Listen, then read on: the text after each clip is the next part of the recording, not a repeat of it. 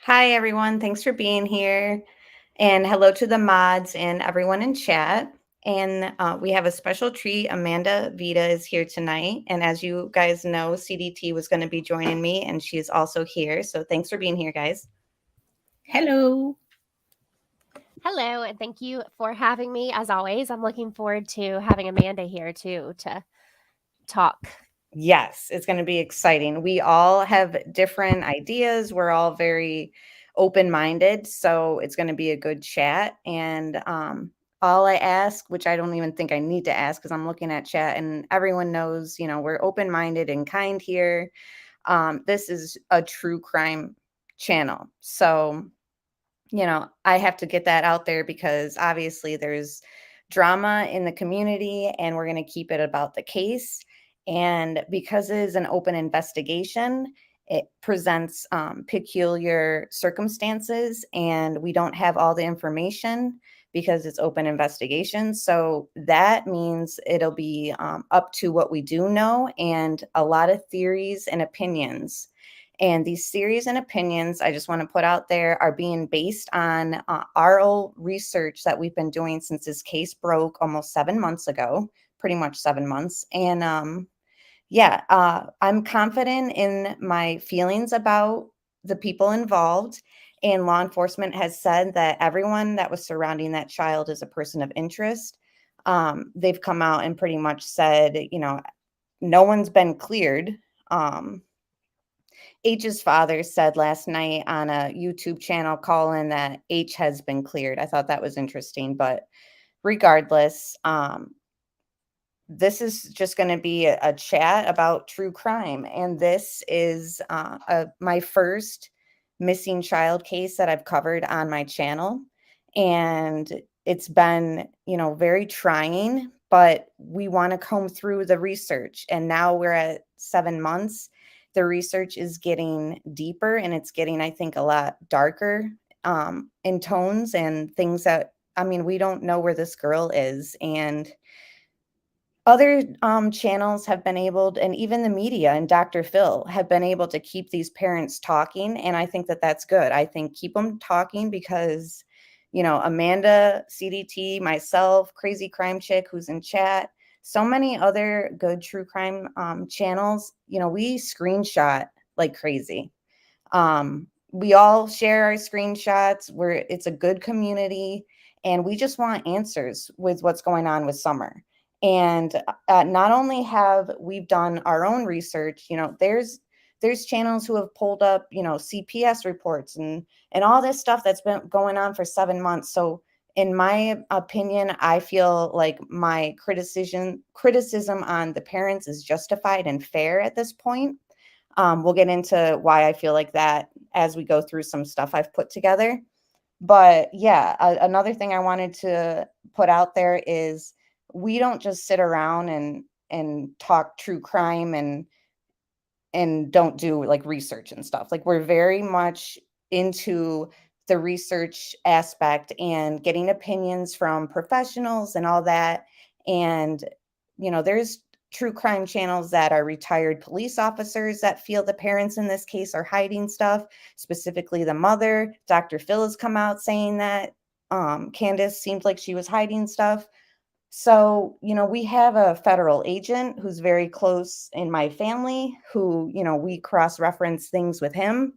And, obviously his workload is busy, but the things here and there that I've been sending to this agent over the past 7 months, he's pretty much come out and said, like, a lot of times the parents are involved and I wouldn't be surprised pretty much. So I feel confident just in the aspect of the sources and people who I've cross-referenced this information with. So I just felt like I had to get that out there because, it's always happening. Even, with other cases, there's going to be trolls and haters and everyone has their own opinion, So if I feel like other cases, people want to argue with my opinion, that's fine.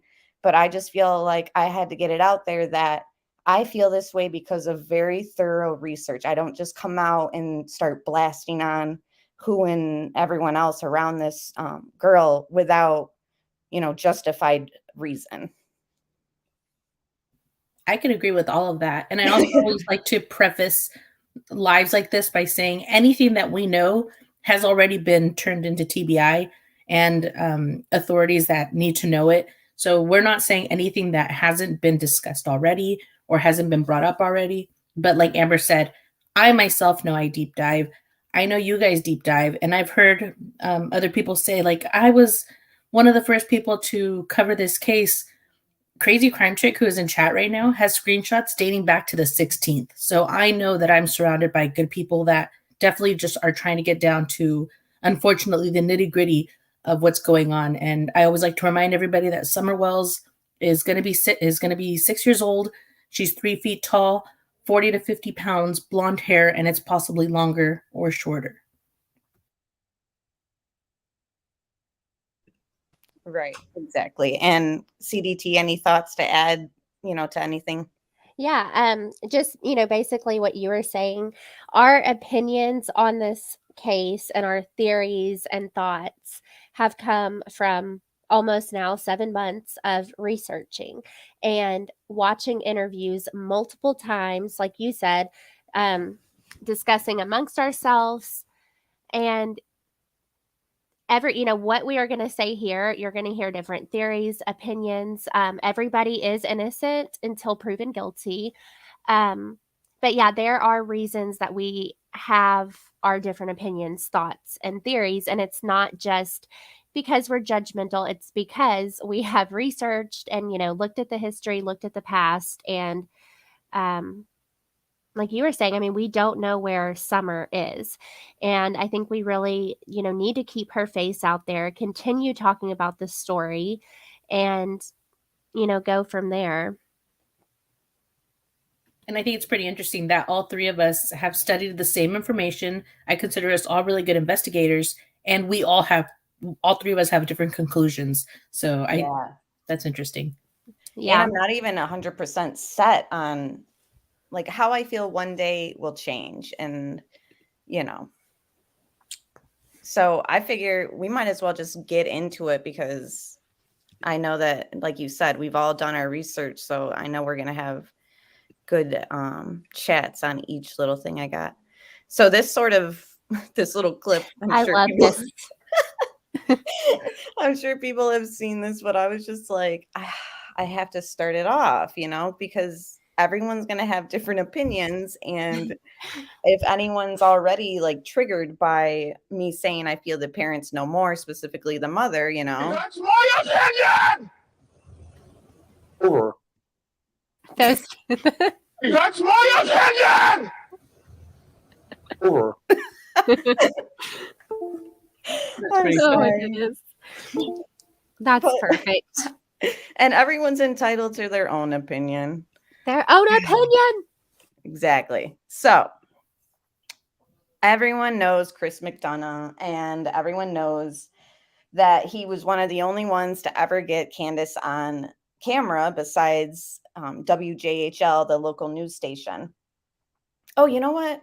Did I want to start with? No, I'll do the news clip after this.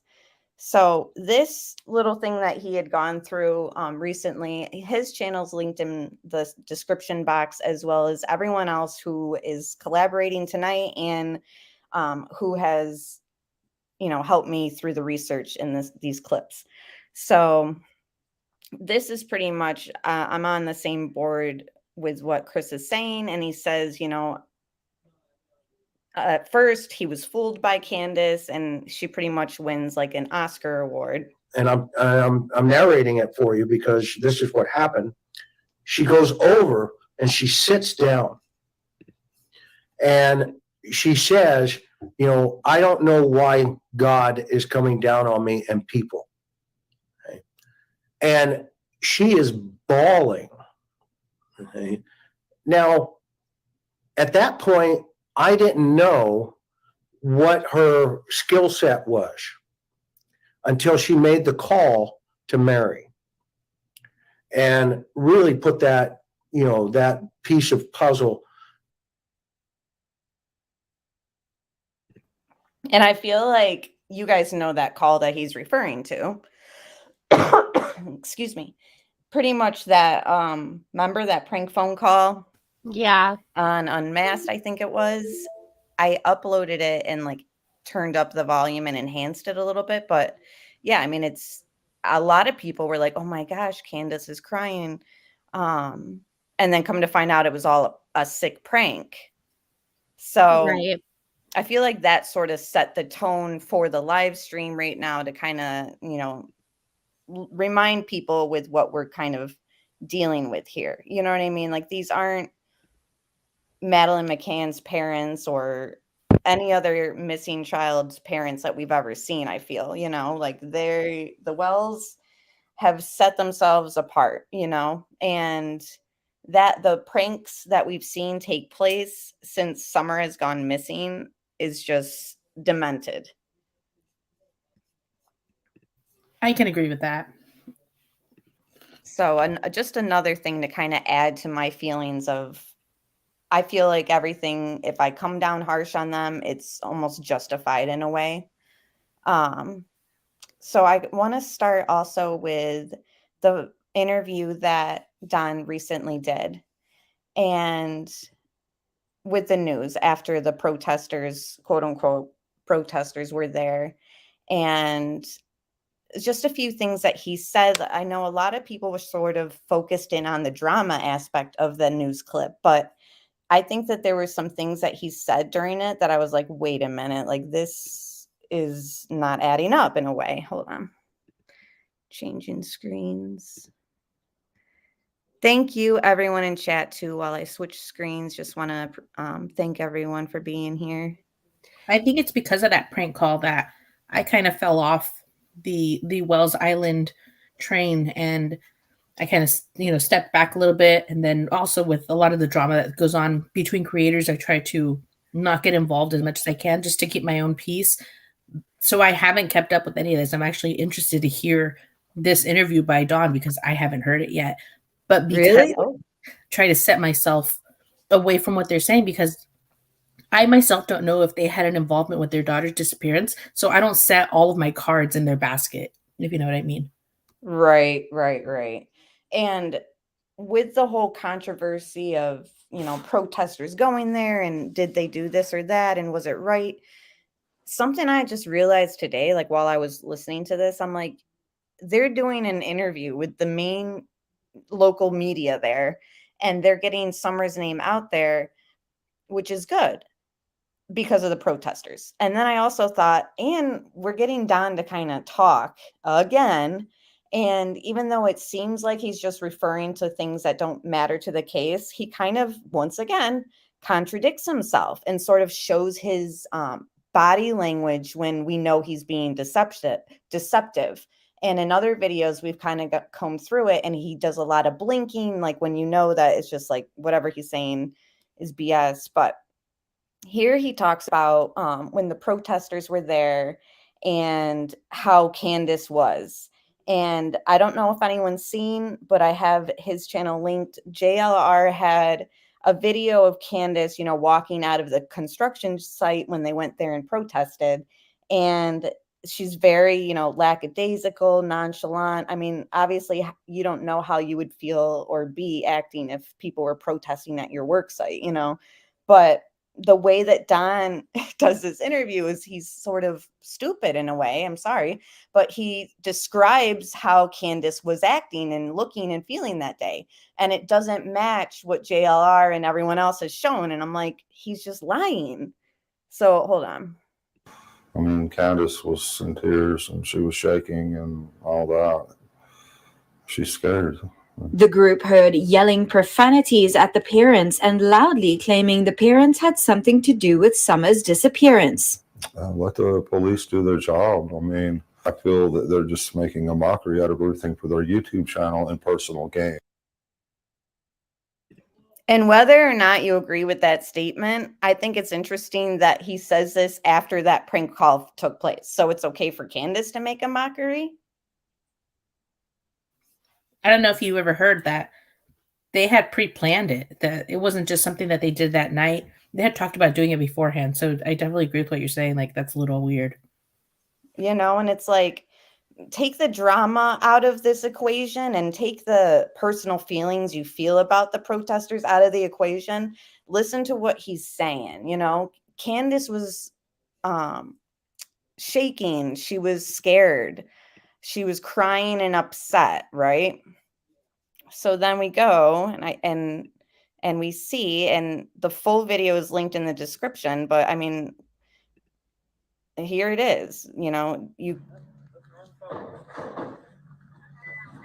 She's just staring at her phone, like, as usual. She does this I don't give a crap type of attitude. In my opinion, I feel like that's how Candace kind of like comes across. She's very immature, and who knows how anyone would have felt in that situation. But Don's saying she's shaking and upset, but she gets in the car and Wells, there she is, Candace Wells. she's not crying. Like I said, you can watch his video. Are you showing Candace going to the car? Because I still see Dawn.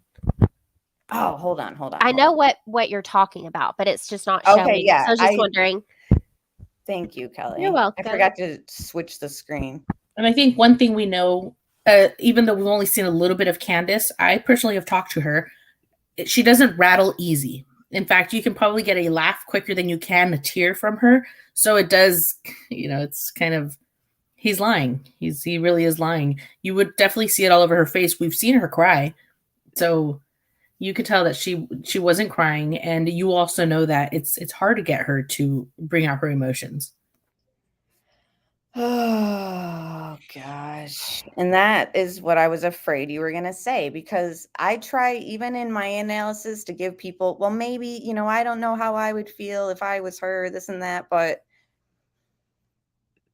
I just it's the gut instincts that we have about this woman. I think that it's time, 7 months later, all of us, mothers ourselves, we know that this is not right, the way she acts. She's staring at her phone. Ladies and gentlemen, on. Candace Wells, there she is, Candace Wells. She's not crying. She's not shaking. She's not upset like Don said. She's able to get in her car and act like she don't give a crap. One of the YouTubers who were there said that she mouthed to her effing bitch or something like that, like with the cops around, but like they weren't looking or something. Now, also, I don't know if that's true, but I'd like to add that, we don't know how she feels. We don't know if she did anything to her daughter at all, and if this coincides with her having done anything.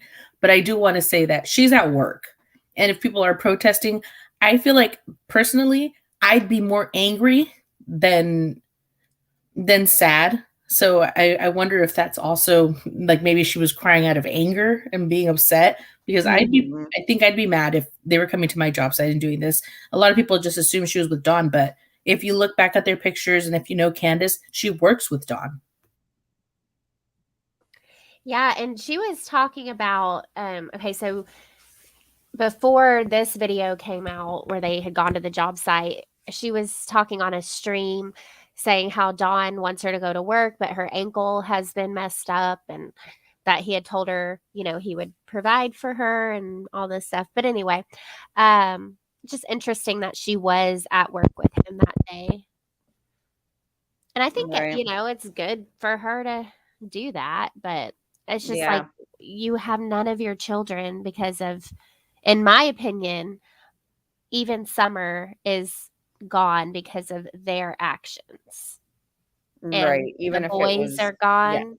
Yeah. Even if they weren't directly involved, I still believe, I don't know. My theory is they know more, and if they had handled life differently, Summer would be here.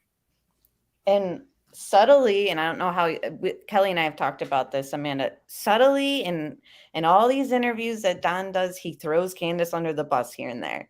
And like he said in the first interview they had together, watch your kids, don't let them out of your sight, or something like that. I mean, that to me, it can mean so many different things in a way, but it comes down, it's almost like he's saying, like, don't neglect your kids or something could happen. I've definitely heard him, like, I heard the insinuation when he said that, like, you have to watch your kids, when it was clearly his wife who was watching his daughter when she disappeared. And then also the 7 alibis thing where he said, unlike Candace, he has 7 alibis. And it's like, wait, what? Yeah, and there's been other instances too. For one, when he had his DUI, this I guess was in the police report, Plunder read, he told the officer the open bottle in the truck was his wife's, and he was helping her from drinking so much or something. So even in his like police reports, it's like, it's not even just with YouTubers. This dude's throwing her under the bus, like subtly, like.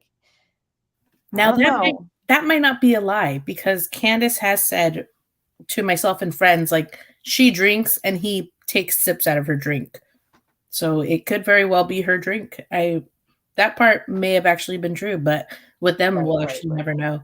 And one thing Crazy Crime Chick asked, how did they know where their job site was?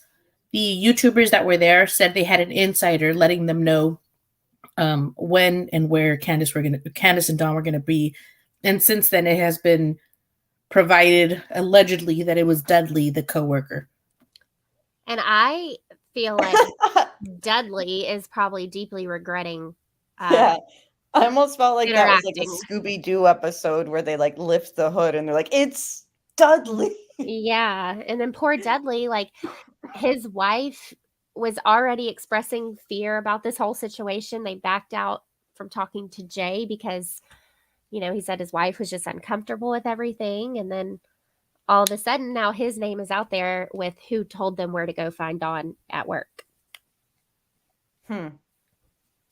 That's unfortunate. I mean, yeah. But guess what? I also read before we went live that Don was at a work site today. So he was just, I guess, laid off until the protesters left the state.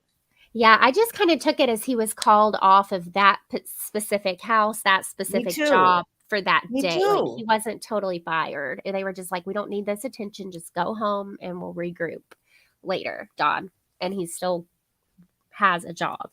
I totally thought he got fired, but I'm glad, honestly, he wasn't fired, because messing with people's livelihoods is going a little bit too far. And especially in this case, we don't know. We don't know if Summer was kidnapped. We don't know if she was sold.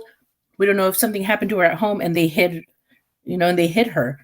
We actually don't know if they had anything to do with her disappearance. So, hurting their livelihood is only, I don't know, it's not right, because we don't know. And why push them a means to make money that's not in a kosher way? Not saying they would, but, take away their means. It's almost like you wouldn't blame somebody for selling or doing whatever. I actually think that one of the reasons why I've never gone with the selling thing or any of that is because he has always worked. They weren't super well off, but they had money. They weren't broke. Despite, where their living conditions, they had money, they had income, and they were okay.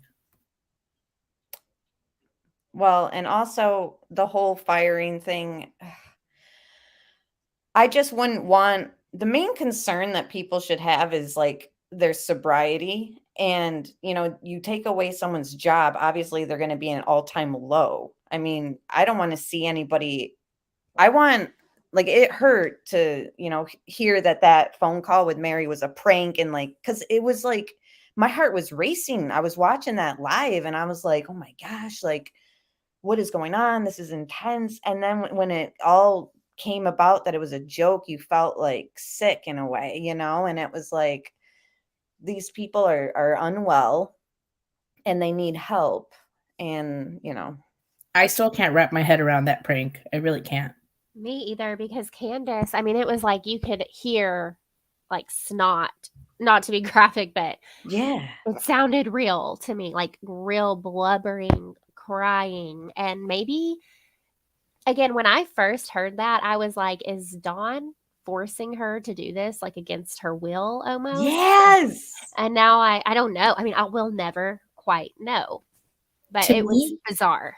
To me, I always felt like and this is again just speculation, I felt like maybe it was a misunderstanding on her behalf, like something may have actually been happening outside and he lied to her and she was under the influence of some type of barbiturate or alcohol and she was just in her emotions.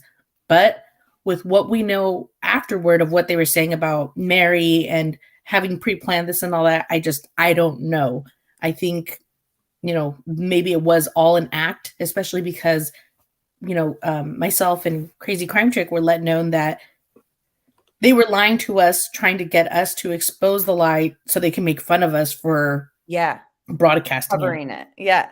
And then we remember Allie and H, take whatever you want with whatever grain of salt you want, but they talk about Candace liking pranks. And I mean, we even see now to this day, Don still kind of is playing pranks. He acted like he didn't want to see the YouTubers, but then, I mean, I didn't see any proof, but we hear that he was messaging them to meet up. It's like, what is going on? It's always a freaking joke. and talking on the phone for hours with them. And oh, really? Mhm. Yes. What? Yeah, I heard. And that's the thing is like, oh, I thought you weren't going to talk drama. Nobody said that, but I'm just saying, if you're thinking that, like, just look at the way that they're behaving still, like you don't have to look at this stuff with like drama intentions. Look at the way that they're behaving. This is an open investigation about their daughter's disappearance and they're doing pranks. That's a red flag. Like everyone's going back and forth about the little things that are taking place between the channels. And it's like, hello, big picture here. Like, look at what these are people of interest in an open investigation and they're pranking around. Yeah, and just looking at chat, I do agree that, substance abuse contributed to how Candace acted on that prank. But it's like, if the prank was premeditated, that just says a lot about them. And even, voices behind the wall saying how Dawn was talking about setting up a fake confession and all this stuff. It's just, again, I mean, there's a lot of red flags going off with both of them. And I wish that they could get clean for themselves. Addiction's a horrible thing to live with. And one thing that I've always felt was odd was a lot of people have talked about how all of this works with their intelligence and trying to make them seem less intelligent. I actually think this makes them seem more intelligent. Maybe not book smart, but definitely street smart. They know how to work it. They know that emotional manipulation. Just like that Chris McDonough clip right before this. I mean, he said, she was bawling.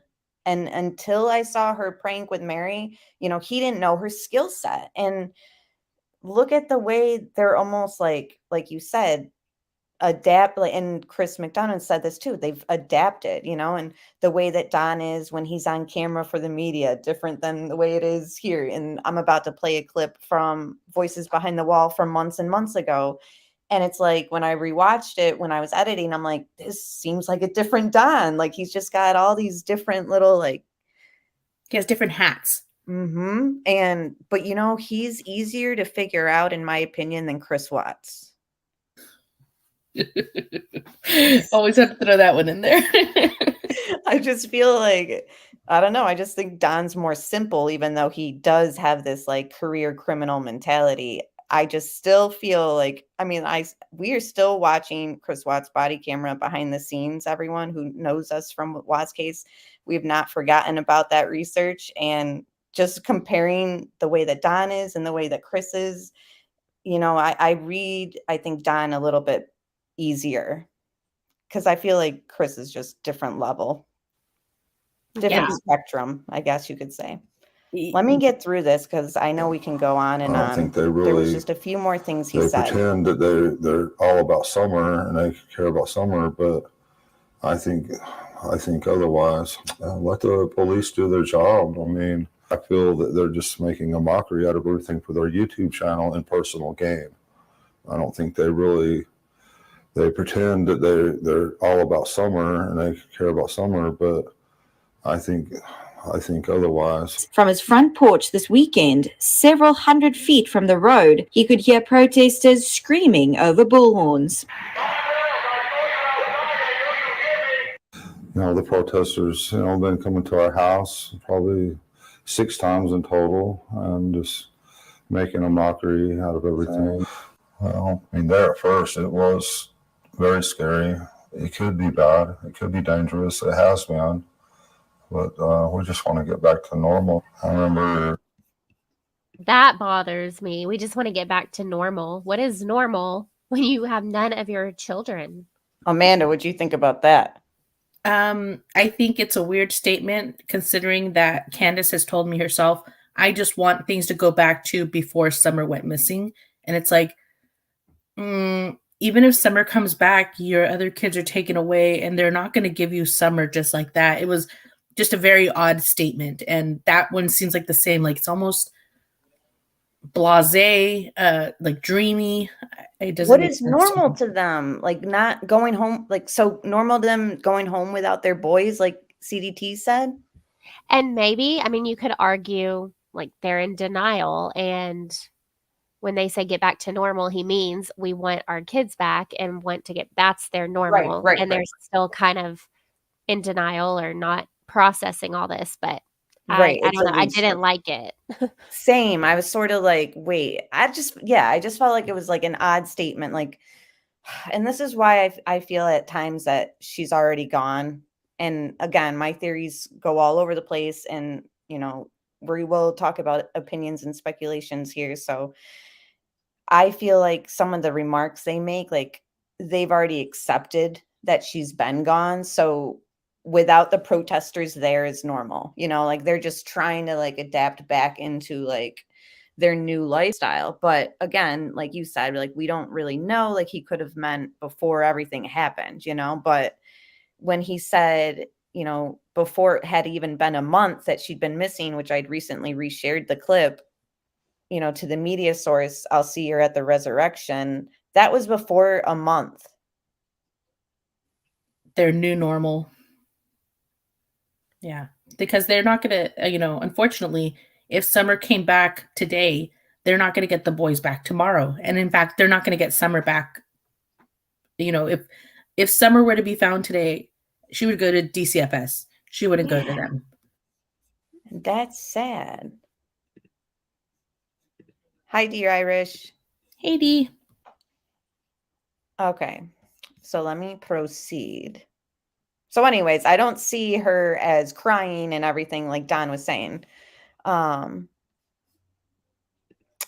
And then there was one more statement Don made that I thought was interesting. My stomach being in a knot just constantly. Oh yeah, when he says this. To sleep. And if I did sleep, when I woke up, as soon as I wake up, first thing on my mind is Summer. Where's Summer? And just begging God.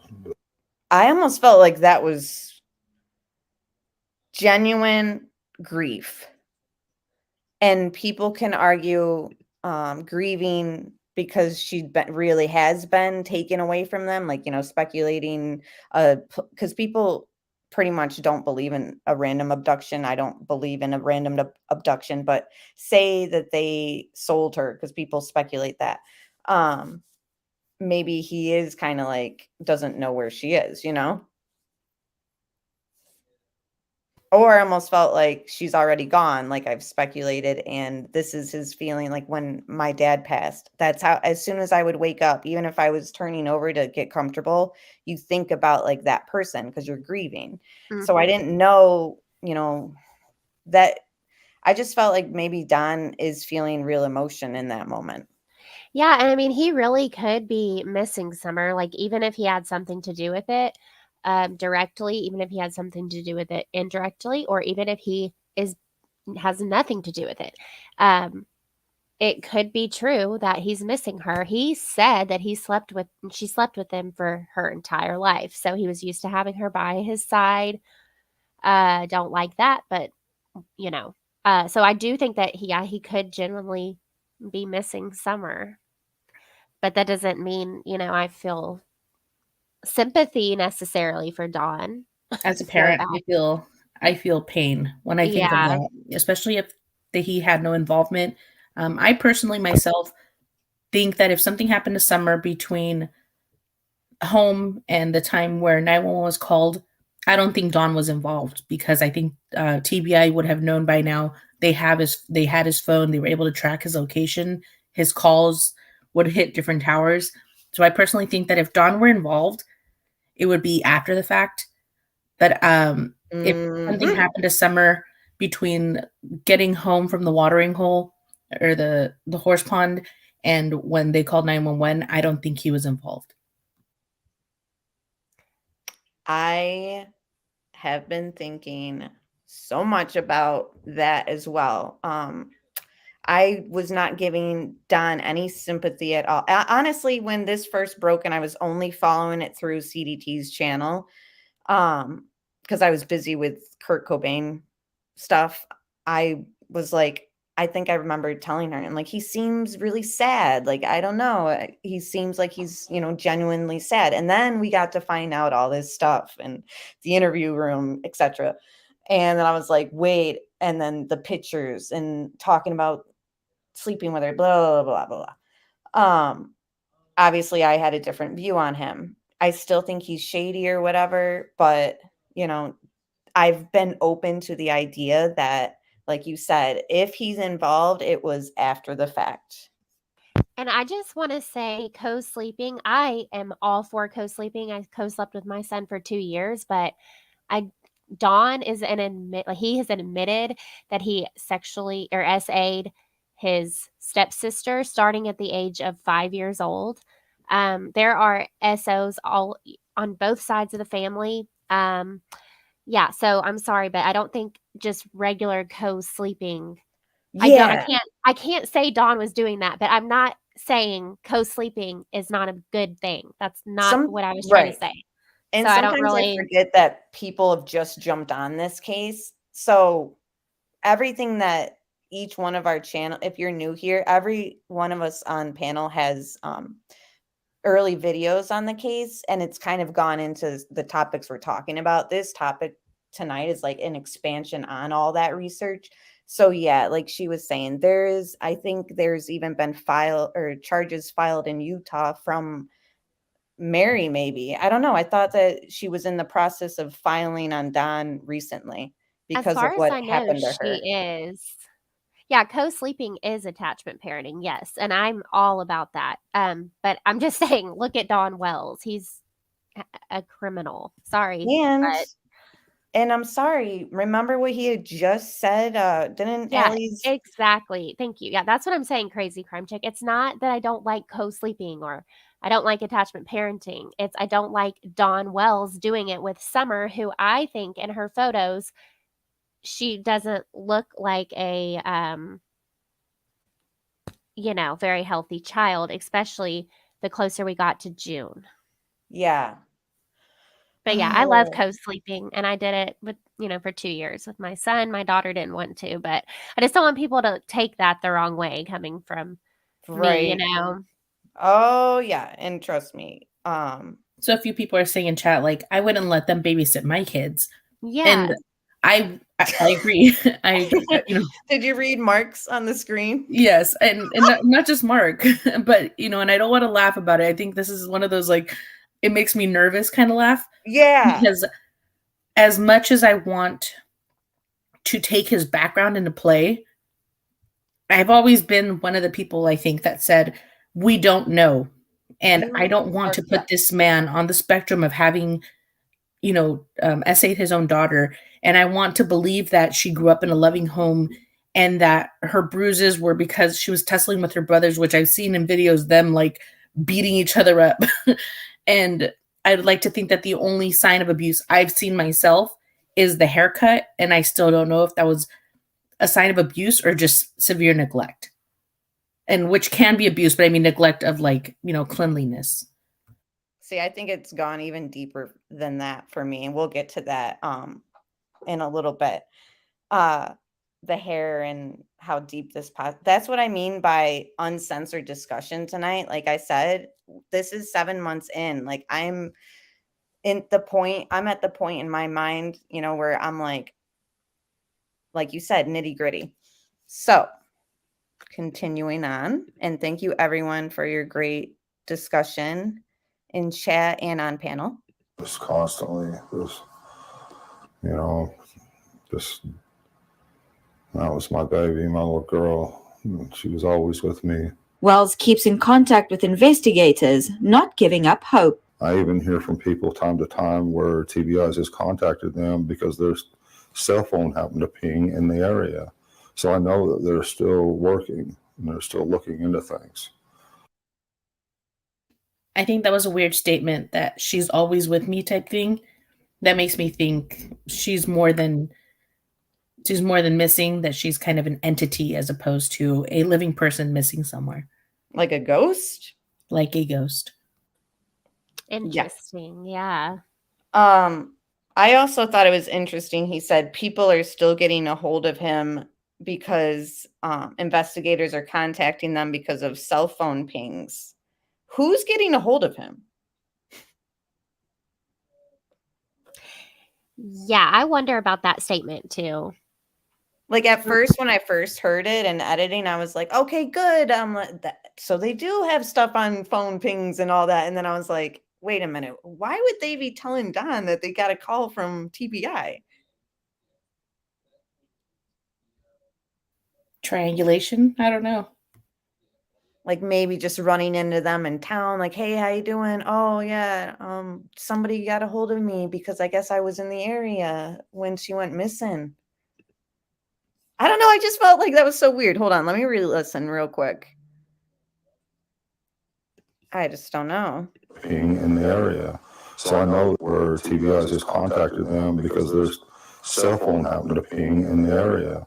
So I know that they're still working. And not only that, so that's the only way that he knows that they're still working? Just from other people telling him about somebody got a hold of me, TBI got a hold of me because my phone pinged in the area? Or is he checking in with TBI like they tried to kind of say in the beginning of this little like segment of it?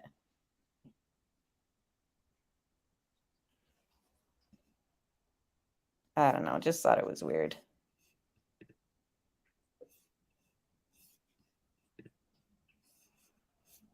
Tell us more, Don. Yeah. And actually, I don't even know if the rest was super interesting. Hold on. Still looking into things. Oh no, it was just I added her banner. Which I think, despite the fact that you think, hey, everybody on YouTube knows, I still think it's important to show it. I feel like I said this to Crazy Crime Chick about Harmony. She's lost in the sauce. Summer is lost in the sauce of everything that's going on here in YouTube. Yeah. And despite the fact that we already know her statistics, it's important to bring them up because Summer is supposed to be at the forefront of all of this, as opposed to her parents or the neighbors or the YouTubers. Let's bring her back to the main focus. Yeah, and I feel like each of us really do add her poster to our videos, even if it's just like a over in the corner small one. You know, it's like that's the whole point, people. Like, this is what this girl looks like. And I don't want it to get to the point of how it was with their aunt, where now they have that age progression picture of Rose. I don't want it to have to get to that. Yes, you know. We don't wish bad on people. So this is Just a driver. this was from early interviews with Voices Behind the Wall. And I just want to thank actually her and everyone else that I've linked and anyone else who has shared Summer's face, even on social media. Thank you everyone for your, interviews and stuff that we're combing through. And this little segment here was from them talking about why he took the Subaru that day. And I think Kelly has a video specifically on, why he took it, I think. But it's kind of up in the air because people have been like, why take the Subaru? It's so nice, the way he works, this and that. And we saw and again, like it or not, what the protesters are doing, we saw Don with his white truck to work. He didn't bring his red Subaru for his tools, you know what I mean? Like Candace drove separate. I thought that was kind of weird. You know But what? whatever. That's so true. That completely, that you just blew my mind right now, because despite the fact that his wife is there, he's in his own white truck, because when you work construction, you need a truck. Exactly. Like, so you just proved almost everyone's suspicion is meaning so in a way, because you guys rode together, you worked together. She's driving the Subaru. And if it was nothing for you to load, and I'll get to that in a second, but if it was nothing for him to take the Subaru that day, it's like, why, if you're just riding together and Candace is driving the Subaru, why don't you ride in it? And I don't know if it was mud or dings or what, but in JLR's video, if you guys go check it out, that looks like they treat that Subaru like crap. Yeah, they do. But even so, it would be hard to carry materials in that car to pull them in and out. And one of the Yeah. reasons I always thought it was odd about the car situation is because despite the fact that people couldn't really figure out what was behind the truck, I definitely know what was immediately in that first bin, and it's pavers. Those are cement pavers in the back of Grandis's truck. Why would Grandis have pavers in the back of her truck? Because it's a truck, and that's where you carry pavers and such items, as Right, opposed to a obvious. small red car where they would weight down the back and hurt the interior. Right. Thank you, Seth, for the super chat. He said, I pray so much Summer is alive. And I think for me, I have that on my very small percentage, but like we always say, we always hope and pray. So thank you so much. And, CDT always has hope that she's still alive. And for me, it's like her hope that it's possible kind of makes me get out of my like deep despair, because it can be sad to think about. And I'm like, I want to believe that she's still alive. So the other thing I wanted to say about the Subaru quick is, I don't know what video it is, but it's out there somewhere. Don says that he loaded his tools up, or like he got the call from Candace that Summer was missing. And he said, I loaded my tools up and I got in my car and I called 911. It's like, why would you even load your tools up? That to me was just kind of like, why take the time to do that? I don't know. He got there in record time, right? He beat the police there, even though it should have taken him longer. So he must have been moving fast, but in your haste, you still pack your truck. That is interesting. Or the car. Yeah, because he said he packed it up before calling 911. If you're going to call 911, don't you do that and not do something else first? And I just lost. Okay, no, I didn't. Here, it's back. Okay, so do we know? Okay, first, let me talk my thought about the Subaru. So I almost wonder if Dawn took that Subaru that day on purpose because it did have the GPS. And if this was some type of premeditated, planned, situation for Summer to disappear, it just makes me wonder if he possibly took that so that, the GPS would show Dawn was at work all day. Then Candace and Grandis would have H to show, we went to the swimming hole. We, did errands and this and that. And meanwhile, the Subaru's sitting at this job site. You can check the GPS. One of his 7 alibis. That fits in with the pre-planned theory. And again, I'm not set on any theory, but I love that you say, how you feel about that, because I totally think that makes sense, that if something was pre-planned and they had something set up, that Candace had to be the one driving around with Summer, so her car that day couldn't track where her whereabouts really were. It had to be elusive. It had to be able to mess with, and that's why I'm like, okay, so something could have been pre-planned possibly. And now I'm going to blow your mind here, because I don't even think I've said it to you guys. Now I'm starting to think, what if things didn't even happen on that day? And then that's why it's kind of pre-planned too. So I'm on like 3 different theories and rabbit holes right now. So the one is the accident at the swimming hole. The second is pre-planned for sale, we'll just say. The third is she died not even on that day, or was sold not even on that day. And that's why everything's set up where Candace says, my phone doesn't get any service, so I had to call from my mom's phone. To me, it makes it seem like, what if Grandis was posing as Candace, like calling 911, you know what I mean? And Candace is, buying more time doing whatever, you know what I mean? Mm-hmm. Yeah. Did you see Micah's super chat, Amber? I don't know if you saw it. No, I'm all over the place. And thank you so much, Micah. Thank you. I know it's hard to see them sometimes. And yeah, and I'm on like my rants, so I'm barely even looking at chat.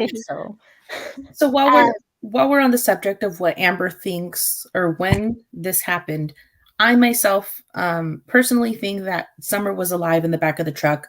I think the video and the picture indicate that her hand did move. Like when you see between the still shot and the video, her hand did in fact move. And I myself have gone into discussion groups, like personal Zoom calls with the Decipher podcast, which is LFT, Tia Dash, and our friend Crazy Mama. And love them. They have literally gone down to the minute of when that picture was taken was 9 minutes before they got home. And we've gone down the road personally on maps. Yeah. And they can literally take you from where that photo was taken, like the sign, to the house. So Summer, in my opinion, was alive 9 minutes before she got home in the car. Wow. I don't know what happened between the car and home, but apparently some neighbors heard Summer. Her brothers saw Summer, but we don't know about, we haven't heard from Grandis or Candace necessarily about what happened. It's kind of vague, but I think she was alive.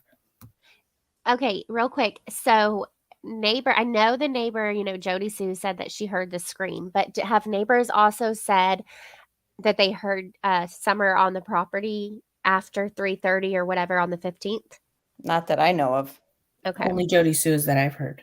Okay, interesting. Because Jody Sue said, just the scream you heard? I'm sorry. Yeah, that's what I was asking. So is Jody Sue, all she said is she's heard the scream, right? An animalistic cry. Yeah. See, I think Summer made it home. I think she was alive in the truck. I don't know that she was well in the truck. Agree. I think she was alive. And again, I know we can't hear from the boys. I understand that, but I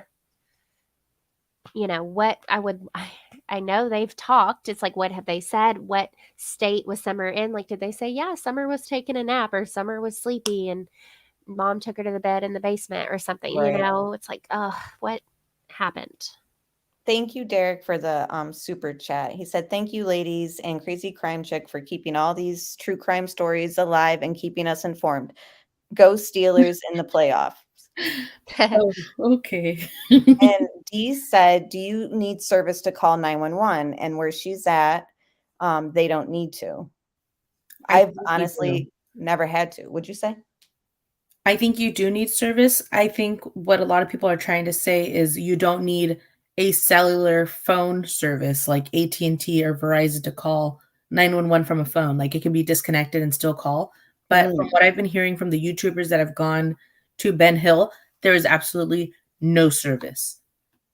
Yeah, that's what I've heard too. And then Chris McDonough was like, but for some reason that day, her and Don were able to talk to each other the whole way.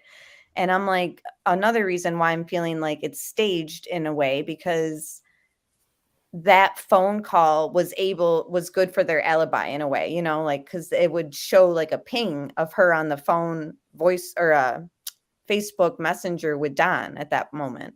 Yeah, I always thought it was Facebook Messenger. Yeah. And I know for a fact that she was able to use Facebook Messenger because in March of 2021, she stated that they finally had Wi-Fi. And also we know that the boys were at home using Wi-Fi. So I think that's why she was able to call him through Messenger. And then that's also how she called David Dotson and Robin Lane through Messenger. But I agree, if you can use Messenger, how can you not call 911? I think you could even text 911, right? I think you can. Well, see, I just Googled it. Do you need service to call 911? And it's like, no, not from a no signal area. If the cell phone cannot reach the tower, no call can go through, much like a phone cannot call 911 with a dead battery. But then there's other things saying it can. So I don't know. My mom's house sometimes doesn't get. So I don't want to call 911 and be like, "Oops, I was testing something." But I really do wonder. I'm gonna look into it more.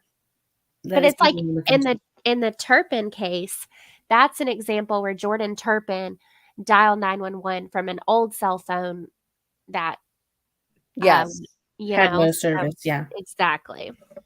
One thing that I would like to mention is I do know that when the TBI went to go look for Summer in the days after her disappearance, they had to bring in like a mobile tower. Yeah, they said like Verizon and AT&T were helping with that. Yep.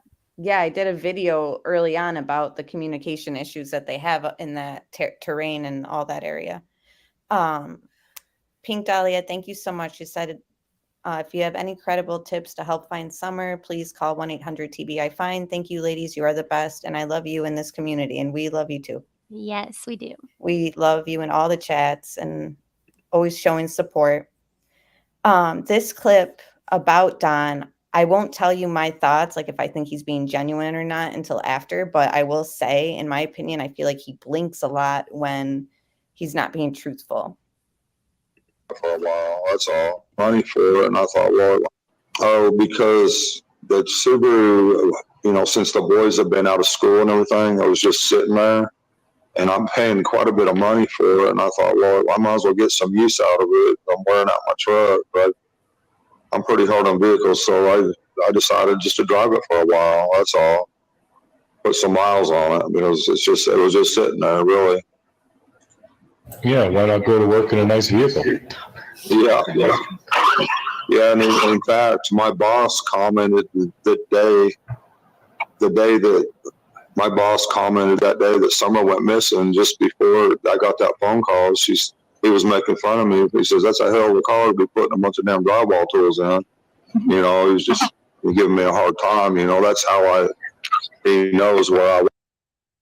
What did he say? I just realized he was saying okay, so he said so many different things. In this interview, he's saying he was loading his truck already, or the Subaru already, and then got the phone call. But in other interviews, he said, Candace called me, that told me Summer is missing, and I said, call 911. And I loaded my tools, and I got in my car, and I called 911. Now he's saying he loaded it. Hold on, let me rewind. So I didn't even mean to find that, but so that's almost interesting too, because if he let's pretend if he anticipated or this was pre-planned, he knew like, okay, get ready. She's going to call me and tell me Summer's missing. This is theoretical. He was just giving me a hard time. That's how and why not go to work in a nice vehicle? Yeah. And in fact, my boss commented the day that my boss commented that day that Summer went missing. Just before I got that phone call, he was making fun of me. He says, "That's a hell of a car to be putting a bunch of damn drywall tools in." He was just giving me a hard time. That's how he knows where I was. Like because of that. Alibi number 2. And I agree, Amber, we're not professionals, but in the sense of body language, they say when they're blinking or keeping their eyes closed, they're trying to, hide their lies. They don't want you to see their eyes when they're telling a lie. Yeah. And you know how we know that Chris Watts is lying on the porch interview? I compared like his body language to Don's. And I mean, Chris was the same way, closing his eyes for like a little bit of seconds. And then, the blinking, and it's like deception in my opinion, or at least, high stress for whatever reason. Even you should do a side-by-side of Dawn and Chris, and they're, kind of get in on their faces. That'd be interesting. I think cornering the market. Yeah, I didn't do a side by side, but I played them back to back. But yeah, Okay. side by side, it's just it pretty much solidifies the way that we feel about when people are lying, I think. If you just compare them to what Chris Watts is doing on the porch interview. I like Nikki's comment. We know Mhm. CW is lying because his lips are moving. Amen. Yeah. But So real quick, like talking about, just catching, it's kind of again like the Watts the Watts case, like with NK, like little slip up lies, like when you're telling the truth, yeah, you might forget a detail or forget you had already stated a detail, but I just feel like 90% of the time, when you're telling the truth, things don't change. Like you don't mix up order, you don't leave things, it's solid. yeah. And like everyone has said, the day your child goes missing, you remember it, and things shouldn't be out of sync in ways. Right. And I've heard that Candace, had to write things down. I've personally heard from her that she didn't keep track. She's not good with time, so she couldn't keep track of the time when things happened and all that. But it's like on that day, you definitely go back and think, what happened here? What happened here? What happened here? When could have, the what ifs. When I feel like when somebody personally feels grief over a situation that shouldn't have happened, there's always the what ifs. What could I have done differently? What if this would have happened? And with her lack of what ifs, that makes me definitely question what happened when it was just her and Grandis as adults there.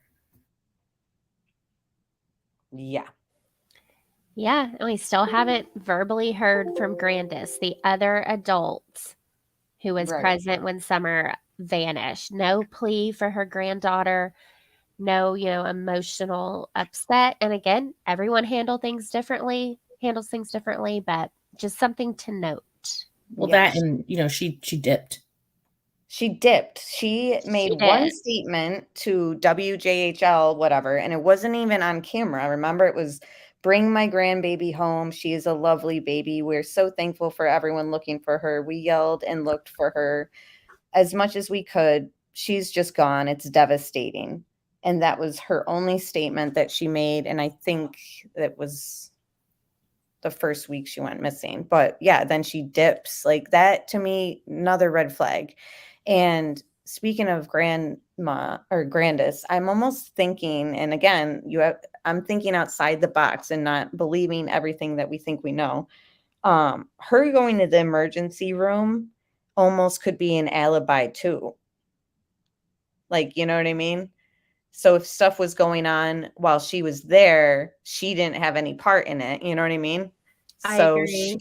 she's in a place where it can be accounted for. Yeah, one of my top theories, again, but I know Amanda, I don't think you're 100% on a theory either, but I'm not. My top one though is that was a planned abduction, and that the whole 15th was premeditated, from Dawn taking the Subaru, from Candace contacting H, to Candace picking up, going over to H's house. That's my opinion. I think that's my top one, but I also still think there are other scenarios and other things that could have happened, but that's just heavy on my head. And honestly, what you're saying correlates well with them having gone to so many stores and so many places in the time before Summer went missing. It's almost as if they were trying to create their 7 alibis. Yeah, like all areas that had CCTV. Like I was always wondering, like the slushies, was that Right. just another, here we are, see us, oh, there we are in the drive-through. Yep, told you that's where I was. Walgreens, yeah, all those places, the smoke shop, the thrift store. That's a lot of places. And I don't want to say that it's unusual, because I myself am a mom. I have 2 kids and one on the way, and it's hard for me to get out of the house. So one thing that I've actually admired about Candace was she actually got her kids out, and she's got 4 kids. So I don't want to say that it's unusual for her to get her kids out, because you see that she documented a lot of their outings and she actually took them places. So I don't want to say it's unusual, but it's on this day, it seems suspicious. Yeah. And even the fact that they are seen on CCT footage and we're saying like, well, that could go along with a planned something. I still think that that leaves room for an accident. And then they're still at those places while they're trying to figure out what to do. You know? Yeah. Yep. Like after the swimming hole and something happened and Summer is not doing well, they're like, okay, well, let's just drive around and like normal, go here and you just leave her in the car, H, and whatever. But that would mean, in my opinion, H knows and he's being quiet. He claimed to have been hanging out with Summer one of the times that they went into the store, that he was sitting in the car watching TikToks with her, which would mean that she was, alive and well for a moment enough to interact with him. Yeah, but then H's father says everything he said was made up, and he was just told what to do and what to say. And I think he's alluding to like Candace, even though there were things that didn't align. I have no idea. Okay. Okay, I have a question, and I haven't really seen this 100%. Did grandma have, we call my kids call my grandmama. Oh, but did Grandis have an appointment at the ER, or like was that's there what an I've been appointment? wondering. Yeah, I think haven't it was a seen that. walk-in. I think it was a walk-in too, because that's That what I've makes been more thinking sense. too, that it was like alibi perfect. You know, like who willingly will want to go to an ER walk-in unless they have to? Right. One thing I like bringing up too, and we've all agreed on this on a previous panel, the one that we did with Teresa and Crazy Crime Chick, is we don't have the screenshot, which is weird because we're all screenshot queens. But in the very beginning, True, H's sister, had mentioned that he was inebriated when he got home. It wasn't just they had one drink and he was fine when he got home. Initially, he doesn't remember anything. Initially, she said that he was inebriated and he wasn't sure of what happened, or like he was out of it. And you guys said you remembered that as well, but I don't know. For some reason, none of us screenshotted it. I think when he talks about the twisted tea he bought or something, he was like, yeah, she bought it because that was the whole point. And then he like stopped himself or something like that. Like so made it seem like the whole point of them meeting up was for her to get him alcohol, I think. And he took the puff bars. So it could be also that, he was there to get, his little vapes and stuff, which we know people who vape really need their vapes. Yeah. Ambi is saying that H also told Chris M that he didn't do TikTok. And we know because of his statement that he did TikTok in the car, that's a lie. But not just that. I have an entire video of him doing tons of TikTok dances and stuff. So it lets me know that he's easily influenced or he lies easily. Yeah. Agree. Yeah. And I don't trust anybody in this case. Like, I don't trust anybody fully. I don't trust Allie fully. I don't trust H fully. I don't trust the parents, Grandis, none of them. And why are him and Candace both so sensitive about TikTok specifically? Yeah, she got defensive over I think there was, and we'll get to that, but again, I need to warn everyone who has joined us. This isn't going to be like sugarcoating anything, like true crime talk. This is what this is. I think that some sinister stuff was going on with social media, and I have reasons to feel this way as we proceed. Hold on. Candace probably used. Okay. But then we went to the Walgreens and dropped off Mom's prescription. I said, well, if we got to wait 30 minutes, why don't we just bring Summer down here and let her play for a little bit? Okay. And that's what we did. Okay. I mean, there was nothing. I honestly didn't see him drink nothing down here. I don't know what he's talking. Yeah, I don't trust. Sorry, I don't trust. No, go ahead. Go ahead. Yeah. Mar, or I don't trust Robin either, or the neighbors. I think everybody has their own agenda. Yeah, and you know what? And it sounds so cliche and corny, but I think there's a lot of moving parts. Like, and I sound so like corny, like, but I think I think there's more than one thing that could possibly be going on. Like, I think that there's stuff going on with, Summer had a Facebook. We talked about this in CDT's live streams. So, if you need to get caught up with why we're at this conclusion. There's little things that kind of have stuck out to us. But, her having a Facebook and the defensiveness over TikTok, and then knowing that things on TikTok have been deleted. Don Wells saying at the beginning that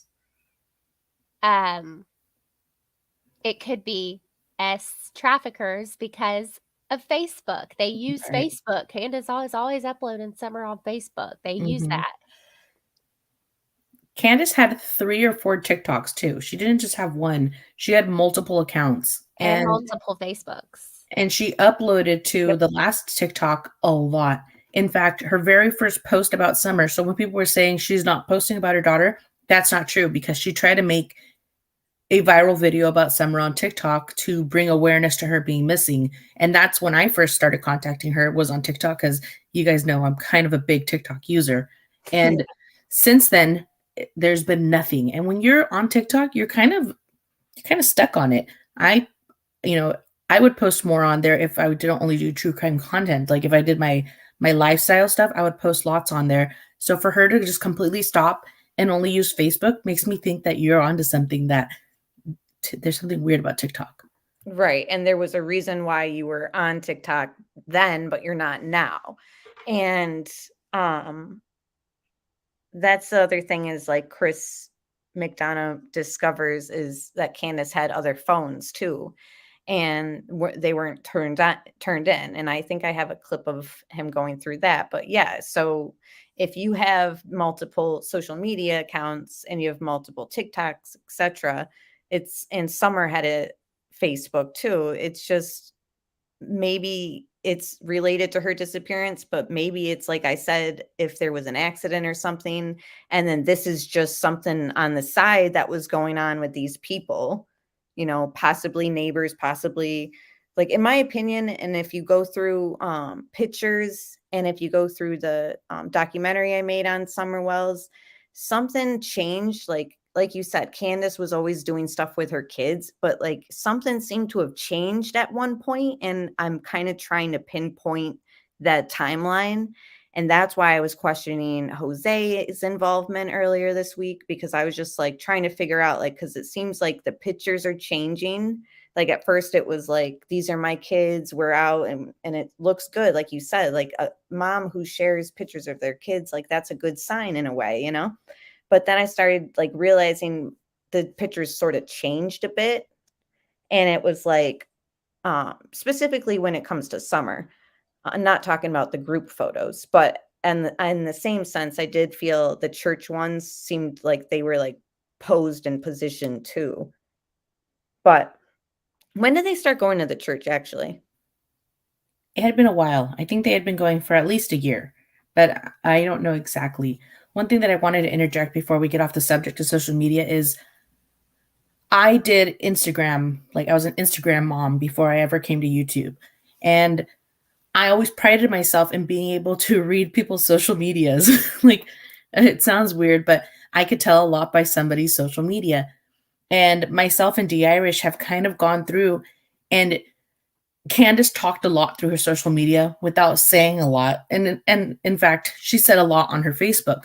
But when you go through her TikToks, in the time that the Jose thing was going on, she was super lovey-dovey, super like emo, putting like videos up about missing people and stuff like that. Like I can later on direct you guys to which ones exactly, but it like deliberately is in the time of Jose, which makes me think that what you're saying, that like suddenly all her posts about Summer started changing and stuff, it really actually works well and coincides with how she was feeling.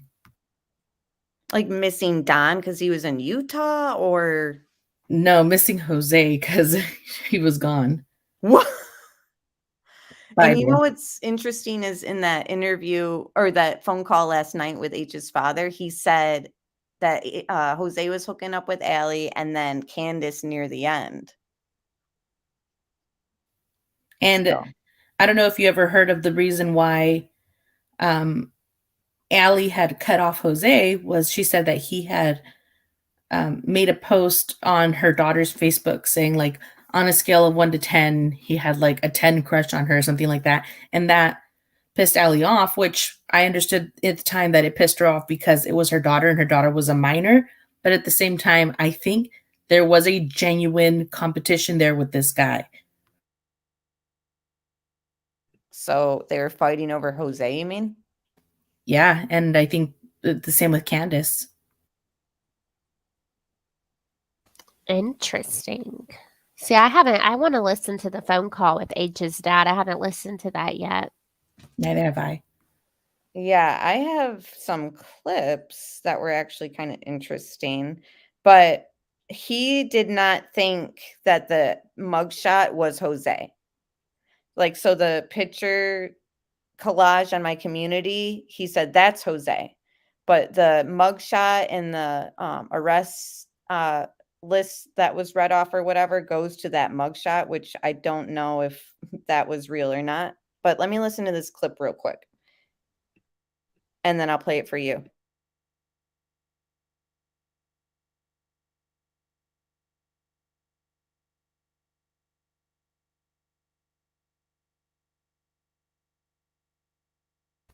Okay, let me know if you can hear it. So this is, I just clipped a few things that were kind of interesting to me.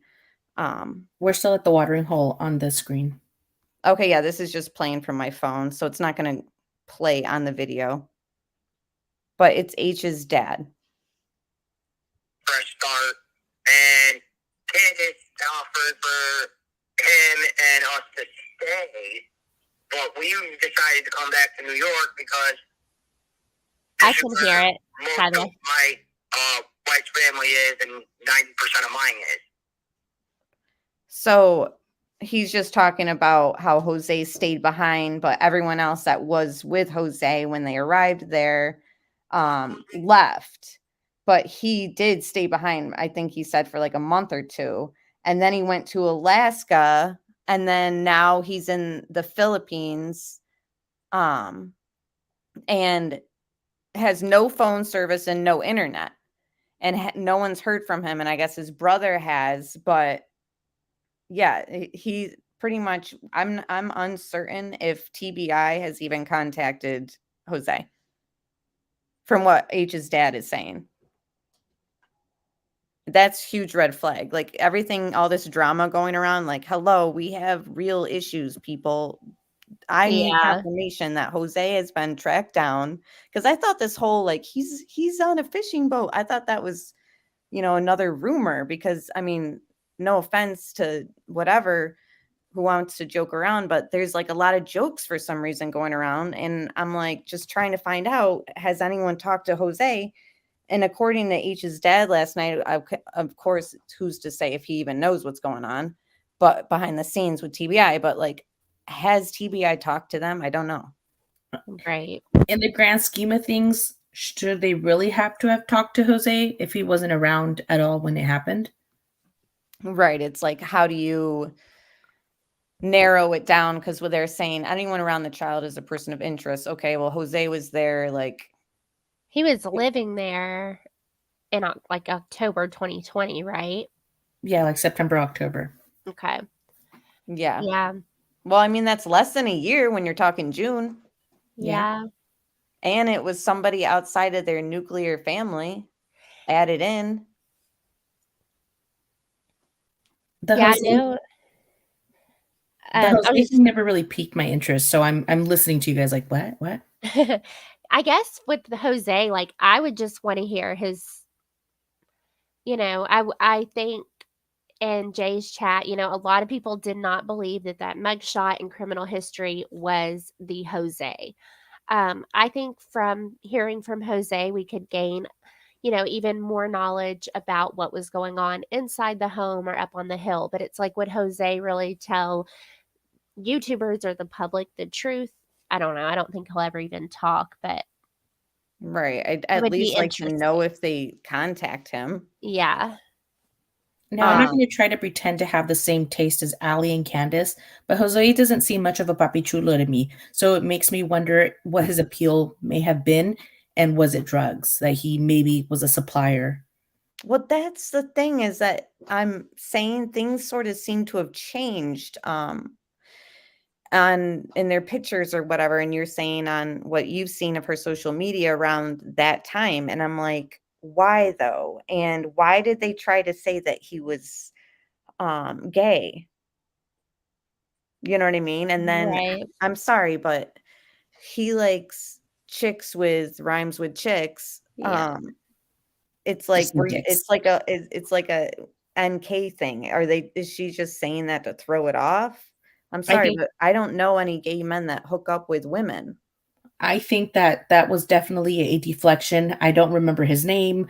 He messed with he messed with dudes and stuff, was because of Dawn. I definitely think that was one of those things where she's trying to save whatever remnants of her marriage she still has. That's a good theory. In my Yeah, I opinion, agree. Dawn knew about Jose prior to all of this, because remember, like, when he abused her and then she sent him to jail and stuff like that. I definitely think that had something to do. Well, we know it had something to do with them being there. So I think he already kind of knew, had an idea, and that was just her way of being like, I don't need him to know anymore. Yeah. I just feel like, and I'll play my little thing about Jose just because it was about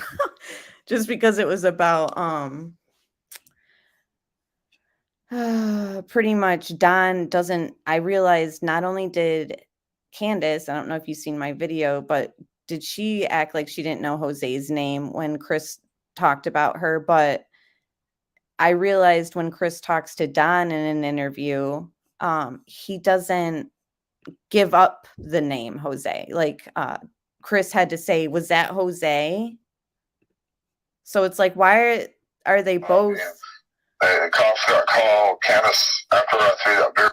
Hold on, yeah, this is where it starts. But why? It just seems to me like, because he's talking about the 911 incident, and you guys can go to the interview room and see the whole thing. But I just realized in this small little thing that he doesn't really give. He does say Jose, but only when he's asked. Well, jumping on me, and the cops got called. Candace, after I threw that beer bottle at the wall, the cops got called. And that's when her mother's, said, well, he's got a gun in the glove box. I says, well, it's just a muzzle loader. I mean, I'm allowed to have a muzzle loader. And she says, yeah, but he puts real bullets in it. Oh, and she's, Is that how she hurt her knee?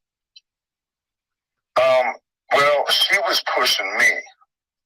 She kept pushing me. Jose would say something like, I remember the one thing he said is, once a cheater.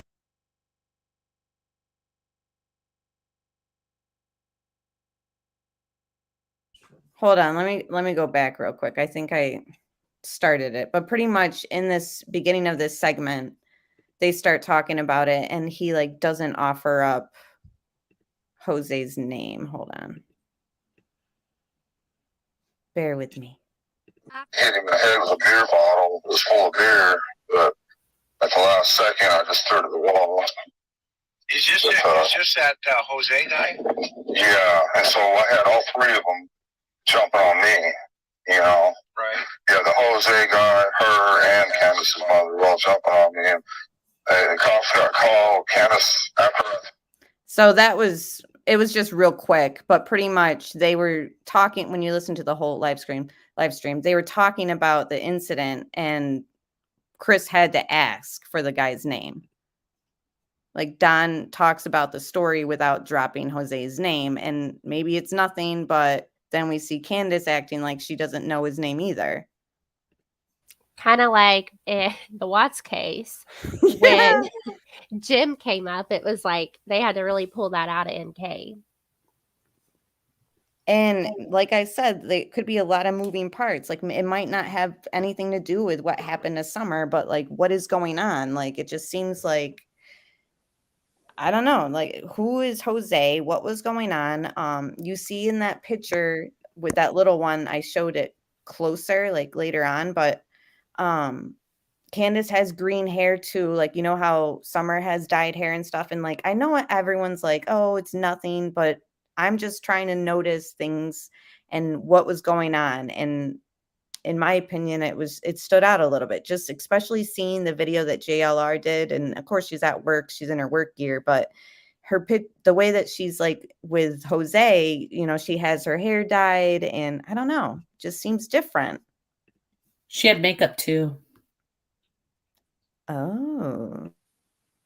And, just going back to the reason we're talking about Jose, even though, he wasn't present at the time Summer went missing, it's like in these cases, I feel like it's so important to look at the entire picture.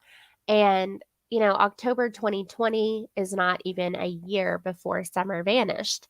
And so it's like, when you kind of are profiling, and that's what you do, you gather info on who are these people, and you look at the property, the house. There's not a lot of privacy. I don't know. It's just like, where were the kids? What was going on? What were the kids exposed to? And if they allowed their kids to do or be exposed to certain things, certain groups of people, certain men, women, whatever, what else could they be capable of? It all just goes into the thought process here. And if we're keeping along the mentality that something could have been happening like on social media, like where does Jose play in? Suddenly he's out of the country, it's just like, I just feel like it's valid and you can't please everyone. And this is, like I said earlier, the first missing child case that I've ever covered. And it's like any other case, there's a lot of emotions and thoughts and opinions. So it is what it is. And if you guys don't want us to focus on this person, we go down the list, and then, obviously we get to other people. So it's like everyone's a person of interest. So unfortunately, Jose, it's like, we want to know where you are. Yeah. And I'm just seeing in chat, the Macbeth name is another name for H, basically. Like, people have called him Macbeth. Yes. Yeah, originally when they didn't want to bring him up because he is a minor, they were using the name Macbeth. But to be completely honest with you, I never shied away from using his name because I felt he's an intricate part of this story. Yeah. He holds a lot of information.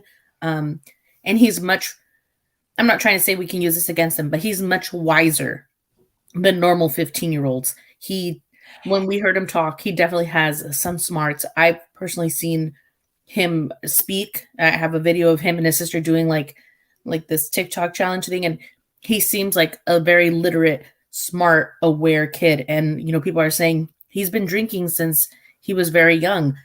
I'm not trying to say that this makes him smarter, but you definitely know that he's more advanced. He's not acting as a 15-year-old would, coming from somebody who grew up too quick. I can say that at 15 years old, I was just as smart as I was at 20. And I completely agree with you. And at no fault of H's own. It is not kids who don't have access, or who don't have, parents who, I don't know. I guess what I'm saying is the adults in H's life exposed him to these things. His mother, was friends with Candace, would bring him up there, allow him to go up there.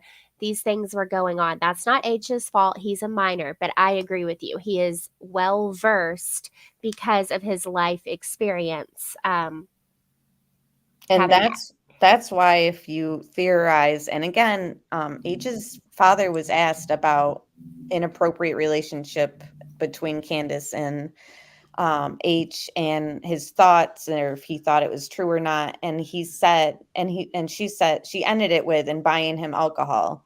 So it was unclear if he was saying this in reference to every single thing she was asking, like if it was relationship wise or just buying alcohol. But I think he was answering for both. He said, well, let me tell you, I would be in jail if I could drive down there. So it appears to me like they blame Candace for either, giving him substances or whatever else was going on between them. And the fact that H seems a little bit older mentally, possibly, is that why Candace, in my opinion, who's more immature than her age, maybe they kind of whatever. So Ambi says H was made to grow up too quickly like his sister. And we know that his sister had gone missing at some point. She was a runaway, but also it doesn't slip past me that even after Candace and Allie weren't friends anymore, her daughter and her son would go visit Candace, and it was okay with her.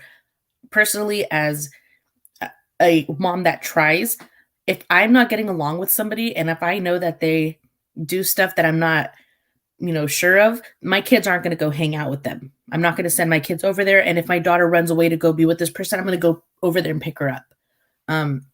So her giving permission for H to go with her that day to quote unquote go fishing or go swim, they said fishing on that day makes me question everything. Like, I don't know. I don't understand. I personally wouldn't want my kids hanging out with somebody that I didn't hang out with anymore, especially if I knew that they were drinking. And this isn't to throw anybody under the bus, but we do know that their eldest son, the Wells' eldest son, had some type of issue with drinking already at his really young age. And to take that, another step further, isn't there a police report where Allie said that, Candace threatened to blow her head off if she came up there, and they had to call the police to get the kids off the property? And that I know Sherry, Hunter's grandmother, Allie's mother, was saying on an interview with JLR, you don't see the faces, you just see like shoulders down. She was saying that Dawn and Candace absolutely would give them alcohol. And I don't know about drugs, but I know alcohol was brought up. Exactly, BB Diamond. Yeah, exactly. Yep. Right. I And agree. whether you're for cannabis or not, there's also been accusations that Don was giving the eldest cannabis at a work site. Yeah, and I'm all for that. Like, I think it should be federally legal, but it is, there has to be an age for it, and 11 years old is just too young, in my opinion. Right. Way too young. Yeah. So let's get back to the deep dive for a sec and refresh this 2 seconds of Candace. Well, if we gotta wait 30 minutes, why don't we just bring Summer down here and let her play for a little bit? Okay. And that's what we did. Okay. I mean, there was nothing. I honestly didn't see him drink nothing. So as we see, she kind of goes off like in a tangent about the drinking, right? And to me, what stood out after watching it a few times was her right before the tangent. She sort of talks about swimming, and she's like, oh, we got 30 minutes. We might as well take her swimming. And like you said, I thought they were going fishing, and Allie said that she was under the impression they were going fishing. So already, and in other instances, we've seen Candace's story change too. Here is another instance, the story of like what the whole point of that day was. H slips and says something about the twisted tea and how that was the whole point. And then he quickly changes the subject. Allie says it was about fishing. And then they're killing time for the prescription, and Summer wanted to go fishing or swimming. So then what also stood out is she says it was nothing. And it almost seemed like she was explaining why they decided to go there. Like, and again, I'm thinking that Summer's being, and I'm sorry, but this might trigger people, but it is what it is. And these are my opinions. I think that Summer was being posed in some of these pictures on social media, and the going to this private spot. And she even says like, we come down here because we don't like, we like to be private, this and that. Nobody comes down here. And then, it's just, even though there was another area that was meant for swimming, and this was actually a horse pond and I'll play like a little clip, but pretty much it's them talking about like, they don't even know if this was like a good area for kids to be swimming in, because it literally is a horse pond, and it's down the river stream from like the dam, and it has like all this logs and all that. Like, I assume that there's rocks under there too. And she was super like defensive about whether or not there were rocks. At one point, doesn't she also mention that he was doing something that to Summer that she didn't agree with? Yeah, she Splashing. said that splashing. Yep. And she said she don't like that. Stop. But yet she posted a video of him splashing Summer. Right. But yeah, and she was the way I took it, she was acting like she turned the camera around and videoed the splashing and then told him to stop. As like she saw it on the video and then cut the video off or whatever and told him to stop. Like that was all one fluid situation, if you will, if that makes sense. And But it's yeah. like, was she telling him to stop because she doesn't like being splashed, or because it's posed and it didn't work with what she was doing or whatever? Like, and I'm Yeah, sorry, I that's- can't help but think this way. Her And serene video of the flowers and he's splashing the baby. that's why I just want to know, what data they've gotten off the phones. Like, what did even Chris M was like kind of questioning, are there more phones? Because H was telling him in his interview they took the phone and hadn't given it back. And then Candace was saying she still has a phone. And so he was telling kind of you. questioning that. Chris M pretty much says there is another phone that was Right. turned in. Right. Interesting. Hold on, That- I'll play that. But go on. I was just going to say, because, yeah, Chris M., I think he has, a wealth of knowledge and information, but his lives lately have been very long. So I haven't been able to catch Oh my gosh. everything. Yeah. And I try my best to screen record and send you like stuff that sticks out to me. But I pretty much, there was a point where he says to Candace about, it's when Candace is defensive about the TikTok. She's like, I Okay. have on my phone examples of H doing TikToks. Your And he's country like, okay. accent. I'd like to add in that she Cute. sent me videos of H on TikTok to prove to me, like, see, he did do TikTok. Like, it was an issue of it upset her. I And see what that you're he did. saying. Like it was still on her mind enough as she's having her conversations with you to like, oh, let me prove it again to this person. Interesting. Wow. I'm telling you, there is something with TikTok, and I don't know. It might have been subliminal messages to somebody who knew what these subliminal messages were. And that's why I'm like, who is Jose? Not saying that this is about Jose, but it's just kind of in all my workings of all this. And she says right here to Chris M, like, we came down here because we were killing 30 minutes. She wanted to go swimming, which we know that story's changed already. So I feel like she's lying about just going down there to go swimming because, she wanted to go swimming. And then she goes, it was nothing. And then she stops herself and then goes into this rant about H, I think, and H drinking. And pretty much it's like, it's almost like she was going to say it was nothing like sinister or something like that, but she doesn't, which I think like this was like a photo op, like, oh, somebody wants a picture. I'm sorry, but this is theoretical, my opinion, and these are my conspiracies and all that. The horse pond was a private setting for opposed whatever. We can't even get the story straight about when the bathing suit went on. That's what we gotta wait 30 minutes. Why don't we just bring Summer down here and let her play for a little bit? Okay. And that's what we did. Okay. I mean, there was nothing. I honestly didn't see him drink nothing down here. I don't know what he's talking. Now, I know for a fact that they did drink something because when you go back to Jamie's video, there's a YouTuber named Jamie, and he went to the fish pond area and he recorded around right after Summer disappeared. You could actually see several Twisted Tea cans, which I heard is a very popular drink out there. But amongst several regular sized tea cans, there is one large one and also the drink, a Mountain Dew in a trash bag, which is what she said her mom was drinking because they don't drink tea.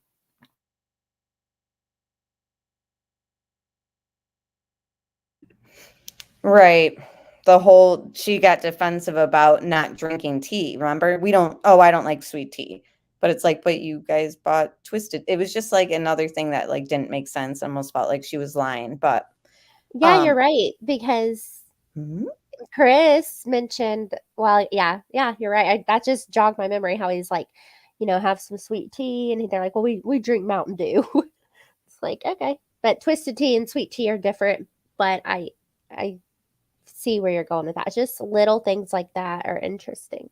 Yeah, and that's the things that Chris M suggests too, like in the questions, like you don't really understand why he's asking, but then when you think about it or rewatch, you're like, oh, I think he was going down this avenue and whatnot, and it was like when he said this sweet tea, it was kind of, I don't know.